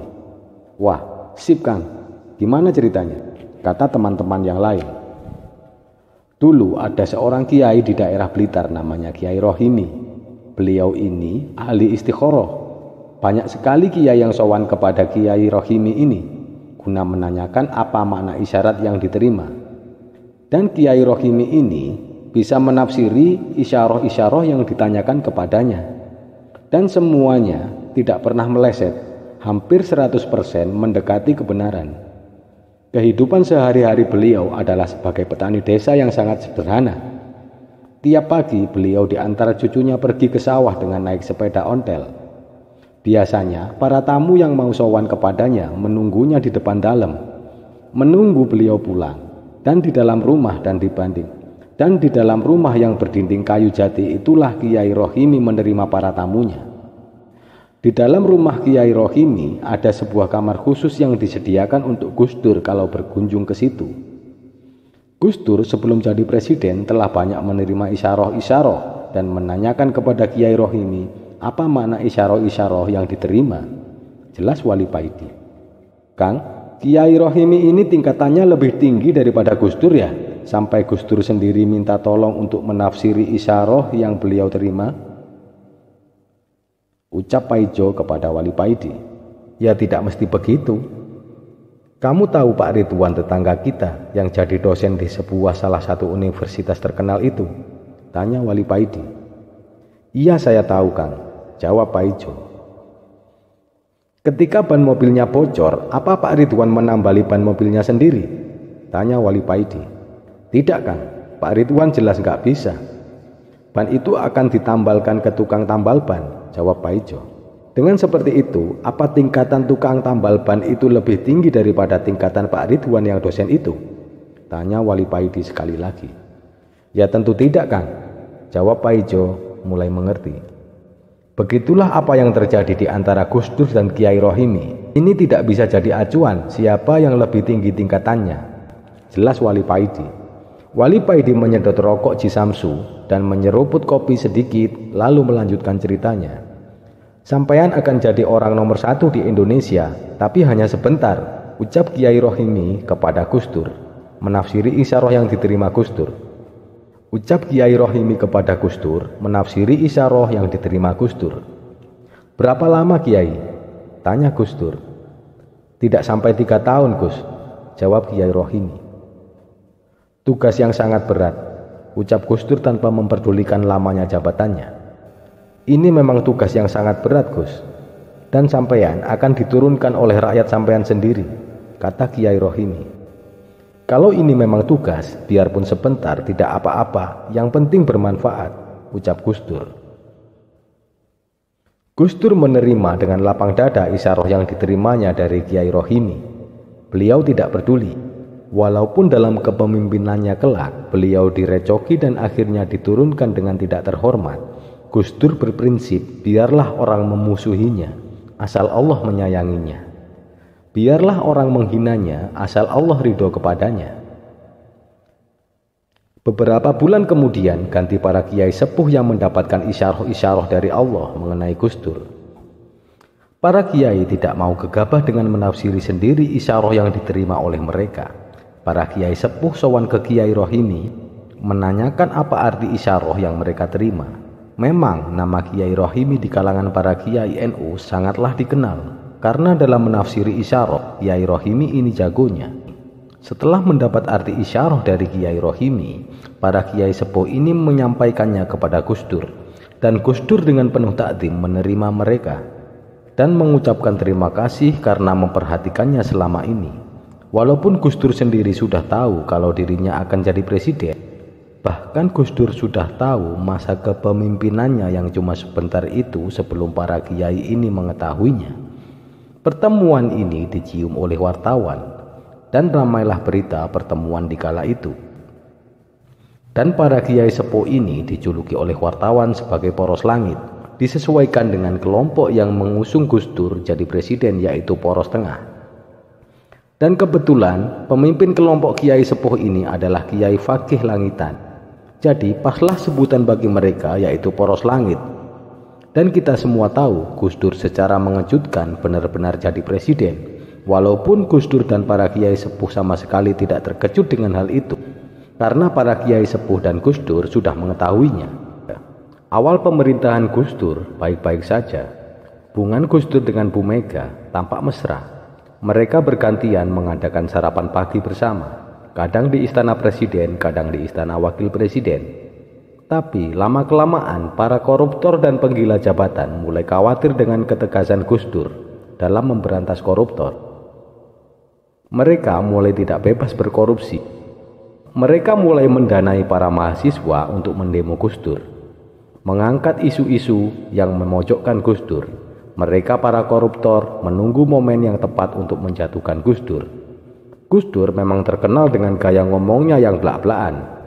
Gus Dur berprinsip, padakno pangucapmu podo karo karepmu. Setelah cerita soal Gus Dur, Wali Paidi ngeloyor pergi. Dia berjalan terus tanpa memperdulikan arah dan tujuan. Berjalan terus sambil menikmati rokoknya. Sudah berapa lama dan seberapa jauh Wali Paidi pergi, dia sendiri tidak tahu. Wali Paidi seperti tidak sadar, tiba-tiba saja hatinya dipenuhi zikir kepada Allah dan dengan Allah. Wali Paidi merasakan seakan-akan dia tidak berjalan di atas bumi. Dia seperti terbang, tubuhnya ringan dan hatinya dipenuhi kebahagiaan. Wali Paidi baru sadar ketika adzan subuh berkumandang dan dilihatnya di depan ada sebuah masjid yang semuanya terbuat dari bambu. Wali Paidi berhenti sebentar. Dilihatnya di dalam masjid sudah banyak sekali orang. Ada yang pakai jubah, pakai serban, ada juga yang pakai sarung dan berkopiah. Ada juga yang memakai celana tapi tetap juga memakai kopiah. Yang membuat Wali Paidi kagum adalah di dalam masjid dan di luar masjid tidak ada lampu sama sekali. Tapi masjid dan area sekitarnya tampak terang benderang. Tampak cahaya keluar daripada orang-orang yang berada di dalam masjid. Cahaya mereka inilah yang menerangi seluruh masjid. Tanpa sadar Wali Paidi memandangi tangannya. Apa dia ikut juga bercahaya? Wali Paidi kaget, ternyata tangannya juga mengeluarkan cahaya. Wali Paidi meneruskan pandangannya dan ternyata kakinya dan seluruh badannya juga bercahaya. Setelah sadar bahwa dirinya juga bercahaya, Wali Paidi mulai berani memasuki masjid dan ikut sholat berjamaah. Wali Paidi sholat di barisan paling belakang. Karena hanya di barisan ini tempatnya yang kosong, sedang tempat yang lain sudah penuh.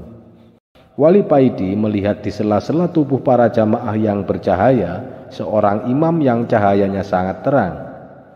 Sehingga Wali Paidi tidak bisa melihat wajahnya. Tubuhnya dikelilingi cahaya yang sangat terang. Wali Paidi baru sekali ini merasakan sholat yang begitu indah dan sangat syahdu. Suara imam yang begitu merdu seakan-akan diajak berjalan mengelilingi rahasia ayat-ayat Allah yang dibaca oleh sang imam sholat. Setelah mengucapkan salam dan selesai sholat, Wali Paidi baru tersadar ternyata di sampingnya ini adalah orang yang sangat dikenalnya, Mbah Parmin, seorang kusir bendi di kampungnya. Ternyata Mbah Parmin ini tubuhnya juga bercahaya. Sebelum Wali Paidi hilang dari rasa kagetnya, Mbah Parmin juga berkata kepadanya, "Paidi, tolong kalau nanti di rumah jangan bilang siapa-siapa ya." "Baik, Mbah," jawab Paidi sambil meneruskan zikirnya. Sehabis zikir, baru Wali Paidi mulai ngobrol lagi dengan Mbah Parmin. "Mbah, siapa yang imami sholat subuh ini?" tanya Wali Paidi. "Beliau baginda Nabi Muhammad SAW," jawab Mbah Parmin. Dan di barisan depan itu adalah wali-wali kutub, dan barisan berikutnya wali-wali yang derajatnya di bawah wali kutub. Mereka berbaris sesuai tingkatannya, baik yang sudah meninggal maupun yang masih hidup, semuanya hadir di sini. Mbah Parmin meneruskan penjelasannya. Wali Paidi tersenyum dan Mbah Parmin juga tersenyum karena mereka berdua sadar kalau berada di barisan yang paling belakang. Tidak lama kemudian, acara dilanjutkan dengan bersalam-salaman. Sambil membaca sholawat, Wali Paidi bertemu guru mursidnya dan wali-wali yang selama ini cuma mendengar tentang ceritanya saja. Wali Paidi begitu bahagia karena bisa bersalaman dengan para wali-walinya. Para wali pergi sendiri-sendiri dan tiba-tiba hilang entah kemana. Tinggal Wali Paidi dan Mbah Parmin yang ada di dalam masjid. Setelah semua sudah pergi, Baru Wali Paidi dan Mbah Parmin keluar dari masjid. "Di manakah ini, Mbah?" tanya Wali Paidi kepada Mbah Parmin. "Di Gunung Pring Magelang, Jawa Tengah, Di," jawab Mbah Parmin. Wali Paidi menoleh ke belakang. Ternyata masjid itu sudah hilang. "Udah, Di, aku pergi dulu ya. Assalamualaikum," kata Mbah Parmin dan bersalaman dengan Wali Paidi. Mbah Parmin berjalan di sela-sela pepohonan dan lama-lama kelamaan Mbah Parmin hilang. Mbah, tunggu sebentar." Wali Paidi memanggil Mbah Parmin, tapi Mbah Parmin sudah hilang ditelan keheningan hutan belantara. "Waduh, Mbah, aku sebenarnya mau pinjam duit buat sanggup pulang," Wali Paidi berkata sendiri. "Terpaksa gandol truk lagi ini," pikir Wali Paidi. "Selama ada rokok dan kopi, gak masalah lah. Alhamdulillah," ucap Wali Paidi dengan mengeluarkan rokok dari selipan kopiahnya, lalu menyalakannya dan meneruskan perjalanan. Wali Paidi tidak berani mencoba ilmu melipat bumi yang dimilikinya, karena Wali Paidi takut kesasar-sasar seperti waktu itu. Wali Paidi berjalan sambil mengenang kembali pertemuannya dengan para wali yang juga baginda Nabi barusan.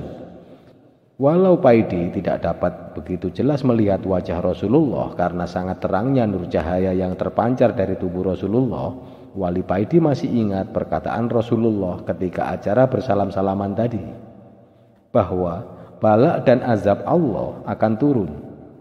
Wali Paidi disuruh baginda Nabi untuk bersiap-siap menerimanya sesuai dengan tingkatannya. Ketika bala atau azab turun, menanggung pertama kali adalah para wali-wali Allah, sesuai dengan tingkatannya pula. Semakin tinggi derajatnya, semakin besar pula azab yang akan ditanggungnya.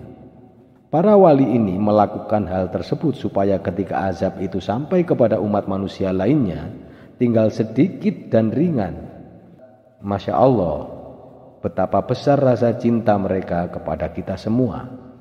Kadang bala atau azab Allah itu tidak sampai menimpa umat manusia karena sudah habis ditanggung para wali. Kalau bala atau azab Allah itu begitu besar dan luas, maka azab itu baru menimpa manusia. Dan bala atau azab yang paling ringan yang diterima oleh manusia adalah ndas ngeluh gak ngerti sebabnya, atau kepala pusing tidak tahu sebabnya. Tanpa terasa Wali Paidi sudah sampai di jalan raya dan dilihatnya ada sebuah truk yang melintas. Wali Paidi menyetop dan minta nunutan.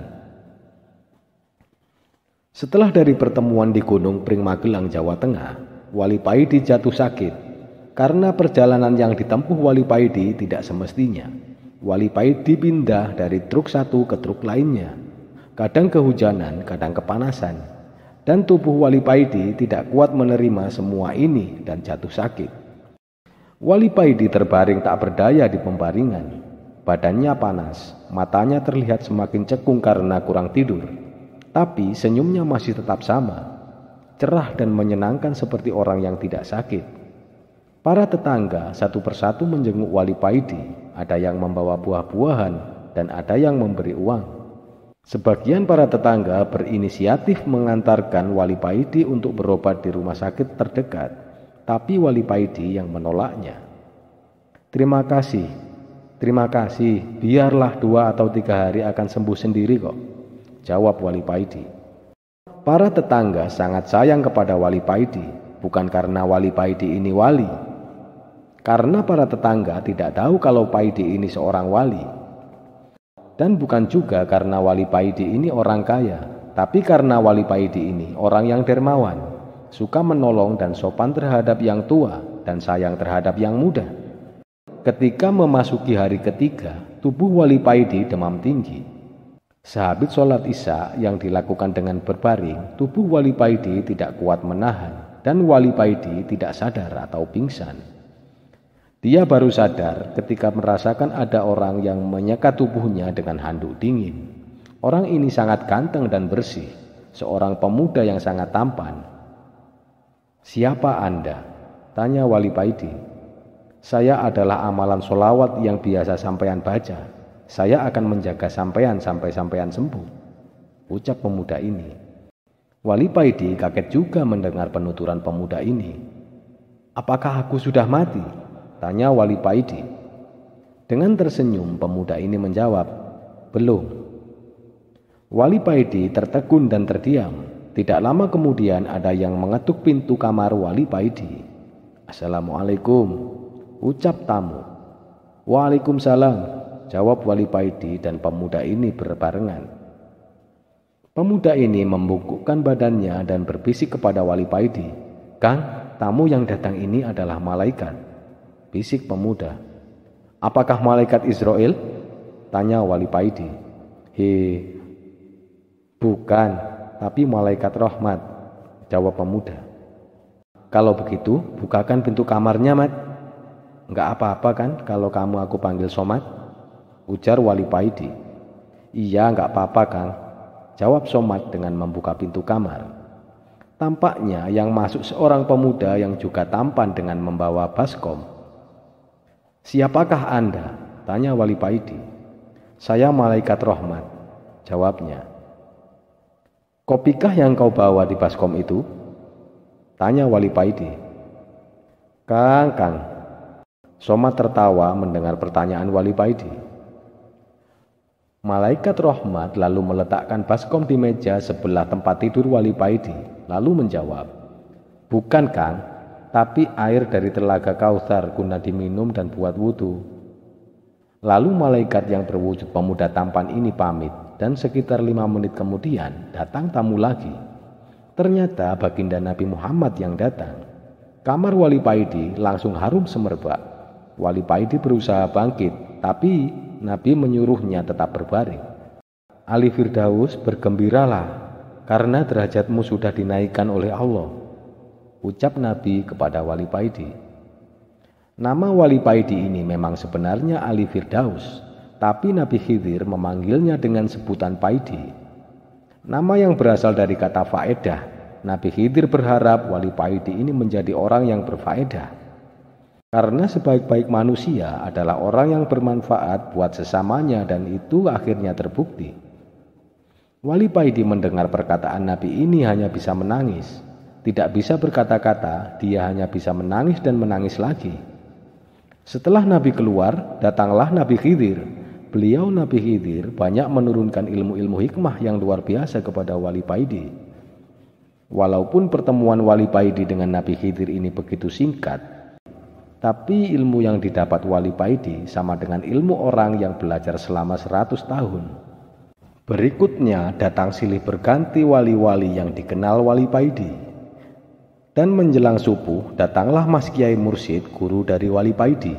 Ketika Mas Kiai Mursyid datang, tubuh Wali Paidi sudah segar dan sehat. Mas Kiai Mursyid datang dengan membawa kopi dan rokok. Setelah sholat subuh berjamaah dengan Mas Kiai Mursyid, mereka melanjutkan dengan acara ngopi dan merokok bareng. Wali Paidi sekali lagi dapat wejangan-wejangan dari Mas Kiai Mursyid. Mas Kiai Mursyid sedikit membuka rahasia arsy, membuka jalan yang akan dihadapkan Wali Paidi kelak. Dan setelah sholat duha, Mas Kiai Mursyid pulang. Memang wali-wali Allah itu ketika sakit banyak mendapatkan ilmu-ilmu hikmah yang luar biasa. Ketika melihat mereka dengan pandangan kasihan karena sakit yang dideritanya. Tapi di balik itu semua, para wali-wali Allah sangat berbahagia karena dirinya sakit. Semoga bermanfaat. Wali Paidi duduk dengan tenang, diambilnya secangkir kopi yang ada di sampingnya. Dengan perlahan dia melanjutkan menghisap rokok mathna wa thulatha wa ruba atau cisamsunya. Angin semilir menerpa wajahnya. Wali Paidi sedang berada di atas menara Masjid Kudus. Masjidnya Sunan Kudus. Setelah rokoknya habis, Wali Paidi membasahi mulutnya lagi dengan kopi seperti orang berkumur. Wali Paidi mulai tawasulan. Ketika Fatihah pertama dibaca, angin dengan sangat perlahan mulai berhenti. Wali Paidi mulai membaca wirid-wirid khusus, amalan thariqah yang biasa dianutnya. Suasana jadi hening, seakan bumi dan seluruh hawanya berhenti. Sifat diri Wali Paidi mulai hilang, berganti sifat mulia guru mursyidnya. Dan dengan perlahan, sifat gurunya juga mulai hilang, berganti sifat ilahiyah. Di sini Wali Paidi merasakan ketenangan yang begitu luar biasa. Seakan Wali Paidi berada di dalam lautan yang begitu luas. Sir Wali Paidi keluar dari tubuh Wali Paidi, melayang-layang ke angkasa. Wali Paidi bisa melihat tubuhnya yang sedang duduk di atas menara. Sir Wali Paidi terus melayang mengitari kota Kudus. Dan mulai terdengarlah sebuah tangisan yang begitu menyayat hati. Sir Wali Paidi mengikuti dari mana asal suara itu. Sir Wali Paidi turun mendekati keranjang sampah. Ternyata dari situlah suara tangisan itu. Sir Wali Paidi semakin mendekat. Dilihatnya yang menangis itu adalah sebuah kulit semangka. "Mengapa engkau menangis?" tanya Sir Wali Paidi. "Aku sedih. Ketika aku tumbuh besar dan terasa manis, aku diambil oleh para petani dan dijualnya. Aku begitu senang bisa membahagiakan para petani. Tapi ketika mau dimakan, aku ditinggalkan dan dibuang. Hanya isinya yang dimakan. Aku merasa tidak ada manfaatnya," jawab kulit semangka dan sambil menangis. "Jangan bersedih, aku akan kembali lagi ke sini," kata Sir Wali Paidi. Dengan secepat kilat, Sir Wali Paidi kembali ke tubuhnya. Sehabis mengambil rokoknya, Wali Paidi turun dari menara dan pergi ke tempat kulit semangka yang dilihatnya tadi. Wali Paidi masih ingat betul bahwa keranjang sampah itu berada di halaman sebuah masjid yang berada di tengah kota Kudus. Setelah sampai, Wali Paidi langsung menuju keranjang sampah itu. Orang-orang yang lagi tadarusan di masjid pada heran melihat tingkah Wali Paidi. Dan Wali Paidi tersenyum dengan sumringah ketika ia menemukan kulit semangka yang dicarinya, dan begitu lahapnya Wali Paidi memakannya. Orang-orang yang melihat Wali Paidi semakin maklum. Oh, ternyata orang gila toh, batin mereka, dan melanjutkan kembali tadarusan. Dengan masih mengunyah kulit semangka, Wali Paidi pergi meninggalkan masjid.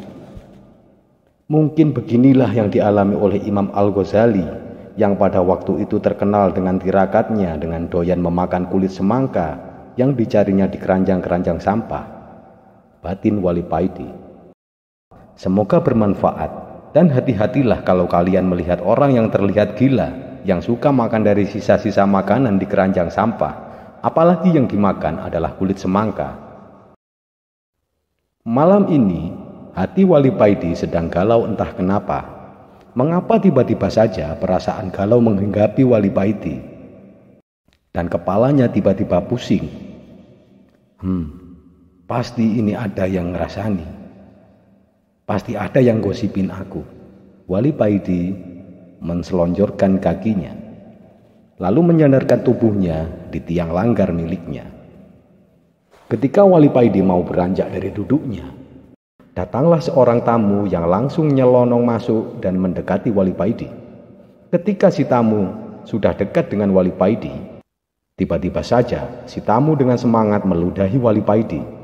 Wali Paidi kaget bukan kepalang. Siapa si tamu ini? Kok tiba-tiba saja meludahi aku? Batin Wali Paidi. Si tamu meludah lagi. Kali ini mengenai mata Wali Paidi. Wali Paidi diam saja. Dengan ujung bajunya, dia mengusap ludah yang mengenai wajahnya. Berkaca pinggang si tamu ini, mengangkat wajahnya lalu menunduk lagi, dan meludah lagi. Wajar Wali Paidi jibrat ludah semua. Wali Paidi mulai menangis. Dengan perlahan, Wali Paidi mengusap lagi wajahnya. Lalu dengan lembut, Wali Paidi bertanya kepada si tamu, "Siapakah Tuan?" Si tamu dengan tersenyum menjawab, "Aku adalah malaikat yang disuruh mengujimu. Karena orang-orang banyak yang memuji kalau kamu adalah orang yang sabar. Makanya Allah menyuruhku untuk membuktikan apakah benar pujian orang terhadapmu. Dan ternyata benar, kau memang orang yang sabar," jawab orang itu lalu geloyor pergi. Wali Paidi hanya tertegun, dan tidak begitu lama datang lagi orang yang sangat parlente. Wajahnya ganteng, gagah, dan memakai setelan jas dan berdasi. Sungguh gagah dan ganteng sekali. Setelah turun dari mobil mewahnya, Si tamu mendekati Wali Paidi dengan tersenyum. Si tamu ini duduk di dekat Wali Paidi. "Mas, maaf mengganggu sebentar. Bisa minta duitnya, Mas? ATM saya tadi hilang. Buat beli bensin ini, Mas," kata si tamu. Wali Paidi memandang si tamu dengan heran. "Minta berapa?" tanya Wali Paidi. "Sedikit saja, Mas, 1 juta. Jawab si tamu. "Wah, kalau segitu nggak punya aku," jawab Wali Paidi. "Ya, berapa saja deh, pokoknya ada," pinta si tamu. Wali Paidi agak ragu, tapi ia membuang jauh-jauh perasaan itu. Bagaimanapun dia harus menolong orang yang butuh pertolongan. Nggak peduli siapapun itu.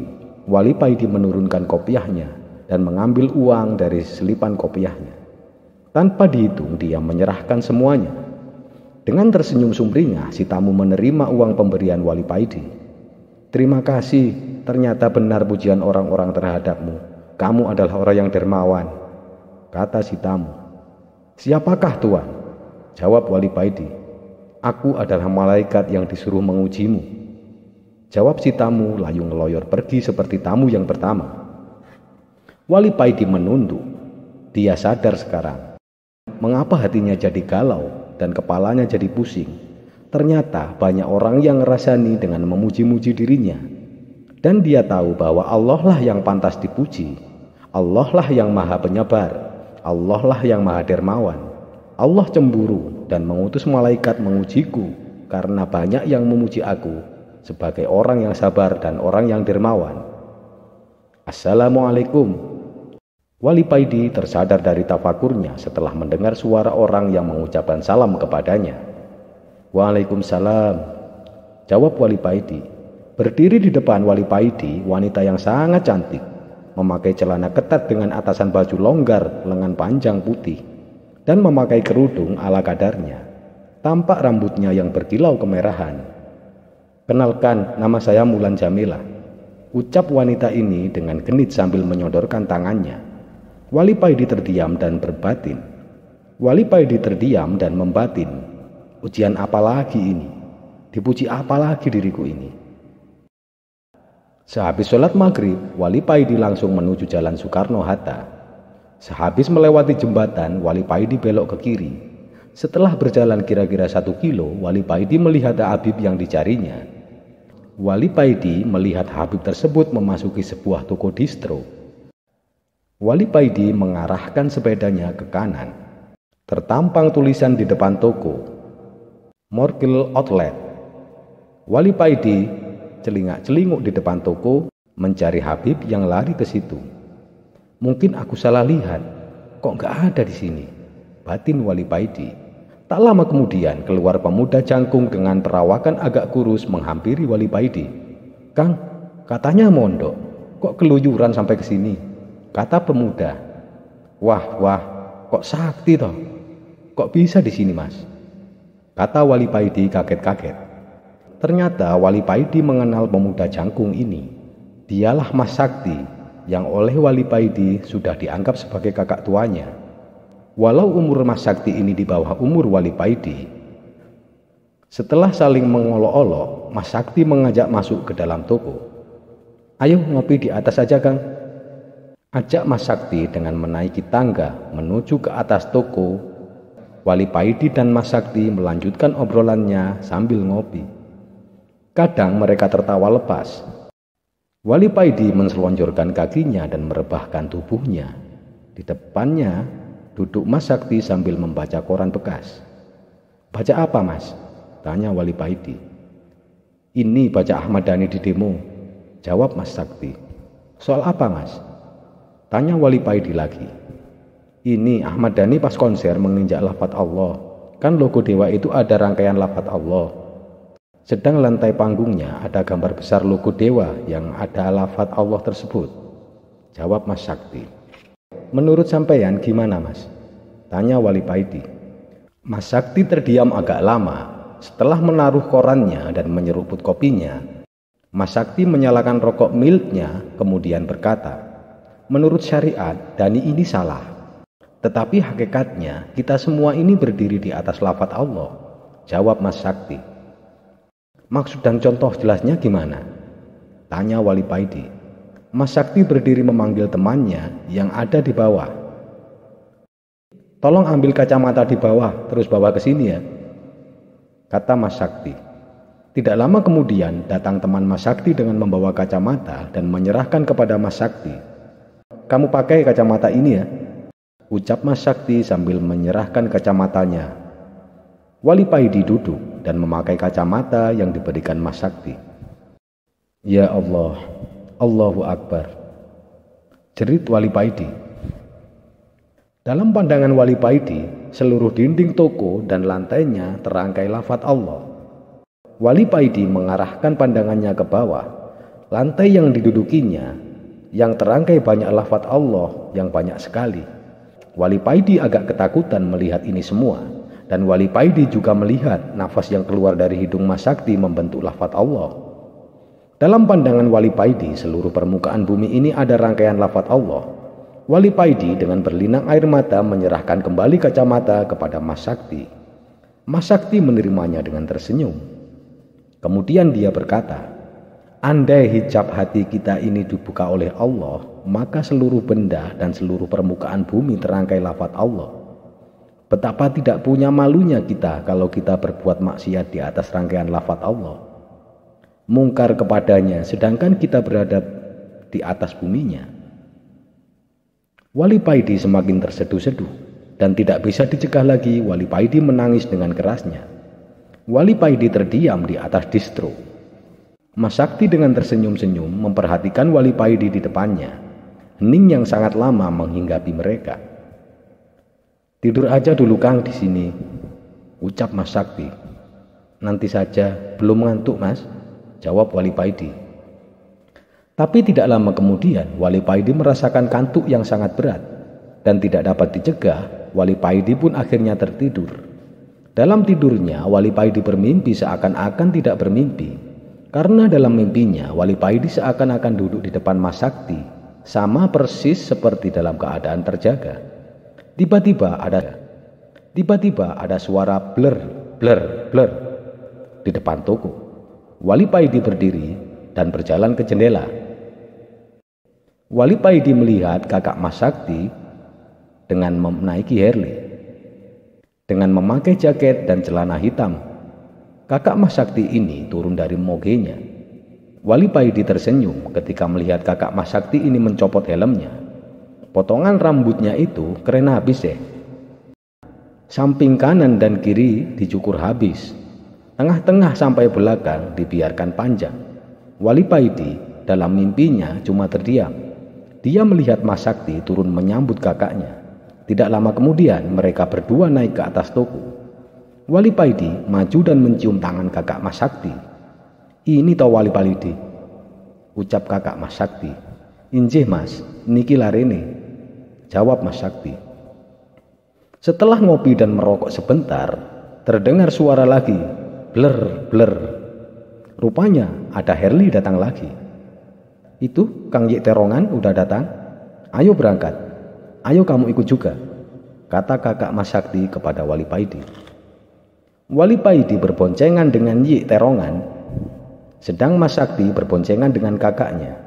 Wali Paidi seumur-umur baru kali ini merasakan naik Harley dengan kecepatan yang tinggi. Wali Paidi merasakan dalam mimpinya seakan-akan jalan yang dilaluinya ini menuju ke langit. Mereka berempat baru berhenti ketika di depannya berdiri dengan megah sebuah istana yang sangat indah. Wali Paidi, Yik Terongan, Mas Sakti, dan kakaknya turun segera dari motor dan berjalan ke arah istana. Wali Paidi melihat bumi dilijai dari atas tampak berselimutkan cahaya biru. Lapisan ozon, batin Wali Paidi. Dengan menepuk-nepuk pundaknya Wali Paidi, kakak Mas Sakti ini pun berkata, apa yang kamu lihat itu memang banyak yang menyebutnya sebagai lapisan ozon. Sebenarnya lapisan biru yang mengitari bumi itu adalah cahaya iman yang terpancar dari tiap hati orang Islam. Kalau iman umat muslim semakin tipis, maka lapisan biru itu juga akan menipis dan cahaya matahari akan langsung masuk menerobos bumi. Kalau cahaya iman sudah habis, maka terjadilah kiamat. Jelas kakak Mas Sakti kepada Wali Paidi. Setelah menjelaskan tentang lapisan ozon, kakak Mas Sakti mengajak Yik Terongan dan adiknya untuk masuk ke dalam istana. "Kamu belum waktunya masuk. Jaga motor aja di luar," ucap kakak Mas Sakti kepada Wali Paidi. "Santai aja, sebentar lagi sampean boleh masuk kok," olok Mas Sakti. "Siap bos," ucap Wali Paidi. Setelah mendapat banyak karunia di Malang, Wali Paidi kembali ke pondoknya. Mbah Kiai yang tahu kedatangan Wali Paidi merasa sangat senang dan langsung menyuruh santri untuk memanggil Wali Paidi dan menghadap kepadanya. Wali Paidi yang terdengar titah gurunya, Wali Paidi yang mendengar titah gurunya itu langsung pergi ke dalam. "Assalamualaikum," ucap Wali Paidi ketika berada di depan dalam. "Waalaikumsalam," jawab Mbah Kiai dari dalam. Wali Paidi maju dan mencium tangan gurunya.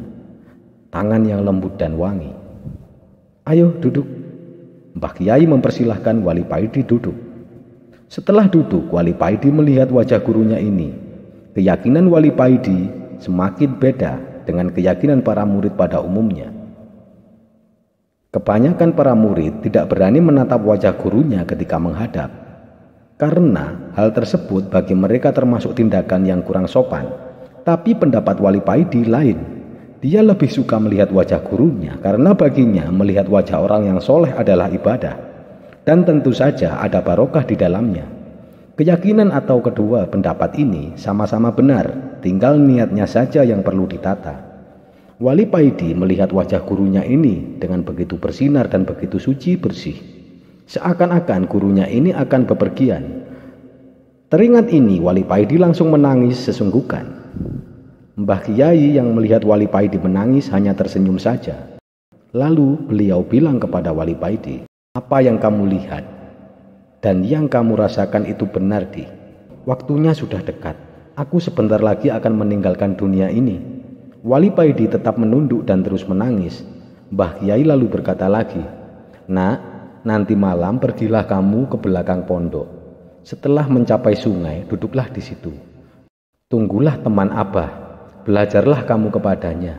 Dan yang penting, kamu manut dan jangan banyak bertanya." Pesan Mbah Kiai. "Injih Mbah Yai," jawab Wali Paidi. "Apa yang kamu alami di Malang, semuanya aku tahu. Jadilah itu sebagai tonggak keimananmu. Dan kamu sudah bertemu dengan saudara-saudara seperjuanganmu. Kelak, kalau kamu bertemu mereka kembali, sampaikan salamku kepada mereka." Mbah Kiai lalu berdiri mendekati Wali Paidi. Beliau menepuk-nepuk punggung Wali Paidi. "Sekarang kembalilah ke pondok. Nanti malam laksanakan apa yang aku perintahkan," ucap Mbah Kiai lalu masuk ke dalam. Setelah Mbah Kiai sudah tidak terlihat lagi, Wali Paidi keluar dari dalam. Walau Mbah Kiai sudah tidak ada, Wali Paidi keluar dalam tetap dengan membungkuk dan berjalan mundur. Malam harinya, Wali Paidi melaksanakan apa yang diperintahkan kiainya. Dia berjalan menelusuri jalan setapak di belakang pondok. Setelah tiba di sungai, Wali Paidi duduk di tepian sungai. Tiada henti Wali Paidi berzikir. Wali Paidi merasakan semenjak dari Malang, hati Wali Paidi ini bisa berzikir dengan sendirinya. Tidak lama kemudian, datanglah sosok yang seumuran dengan Mbah Kiai mendekati Wali Paidi. Melihat pancaran sinar wajah orang ini sama persis dengan pancaran wajah Mbah Yai. "Aku teman gurumu, aku adalah Khidir, dan mulai saat ini aku akan mengajarimu," ucap Nabi Khidir langsung ke pokoknya. "Injih, injih Mbah," ucap Wali Paidi. "Ayo ikut aku," ucap Nabi Khidir lalu berjalan pergi. Wali Paidi mengikuti dari belakang. Wali Paidi tidak banyak bertanya sesuai perintah gurunya. Dia hanya manut saja, pasrah. Nabi Khidir baru berhenti ketika di depannya ada gazebo atau rumah bambu dengan atap ilalang. Gazebo ini terlihat kokoh dan futuristik. Di depannya ada taman kecil dan di sekitar gazebo terbentang hamparan rumput hijau. Tempat ini seperti villa mahal di daerah pegunungan. "Masuklah, tempat wudhu dan kamar mandinya ada di belakang," ucap Nabi Khidir. Dan tidak lama kemudian adzan subuh berkumandang. Wali Paidi pergi ke belakang mandi. berwudu, kemudian sholat jamaah dengan Nabi Khidir. Setelah sholat, Wali Paidi duduk di teras gazebo. Depannya duduk dengan berwibawa Nabiullah Khidir alaihi salam. Aku akan mengajarimu ilmu syariat dan ilmu hakikat. Aku akan memanjangkan waktu buatmu. 1 hari di dunia sama dengan 1 tahun kamu bersamaku, kata Nabi Khidir. Sejak itu Wali Paidi belajar kepada Nabi Khidir tentang berbagai ilmu, mulai sorof, nahwu, fikih, balaghah, mantiq, dan lain-lain. Khusus ilmu tauhid, Nabi Khidir mengajarnya 2 hari, Rabu dan Kamis. Sedang ilmu hakikat diajarkan di sela-sela pelajaran ilmu syariat. Untuk ilmu ini tidak terjadwal, mengalir begitu saja. Tidak terasa 10 tahun sudah Wali Paidi belajar kepada Nabi Khidir. Wali Paidi sekarang sudah menguasai berbagai macam ilmu dan sangat mahir. Sekarang sudah saatnya kamu kembali. Ingat pesanku ini. Ilmumu itu tidak dapat kau pamer-pamerkan. Apa yang aku ajarkan beda dengan apa yang kamu terima di pondok. Ilmu yang aku ajarkan kepada kamu hanya akan keluar ketika dibutuhkan. Ilmu itu aku taruh di hatimu, kata Nabiullah Khidir kepada Wali Paidi sehabis sholat isya berjamaah. Inje,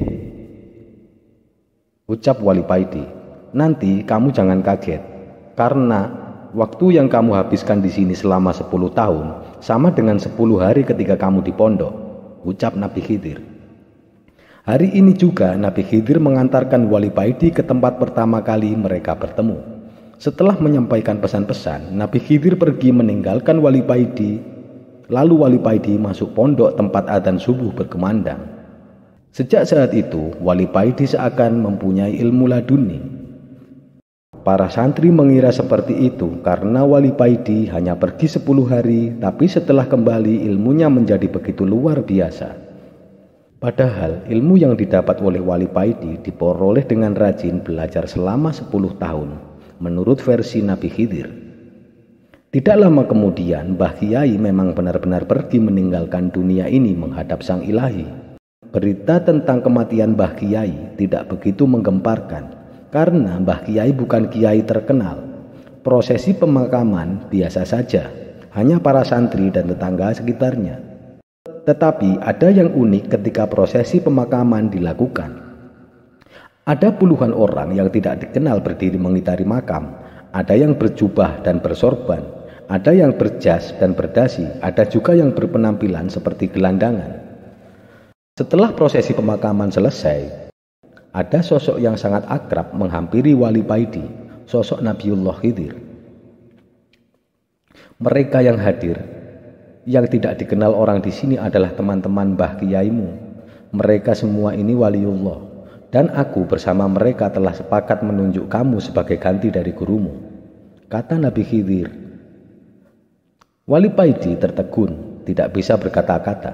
Lalu Nabi Khidir berkata lagi kepadanya, kamu sekarang menjadi wali abdal, wali pengganti.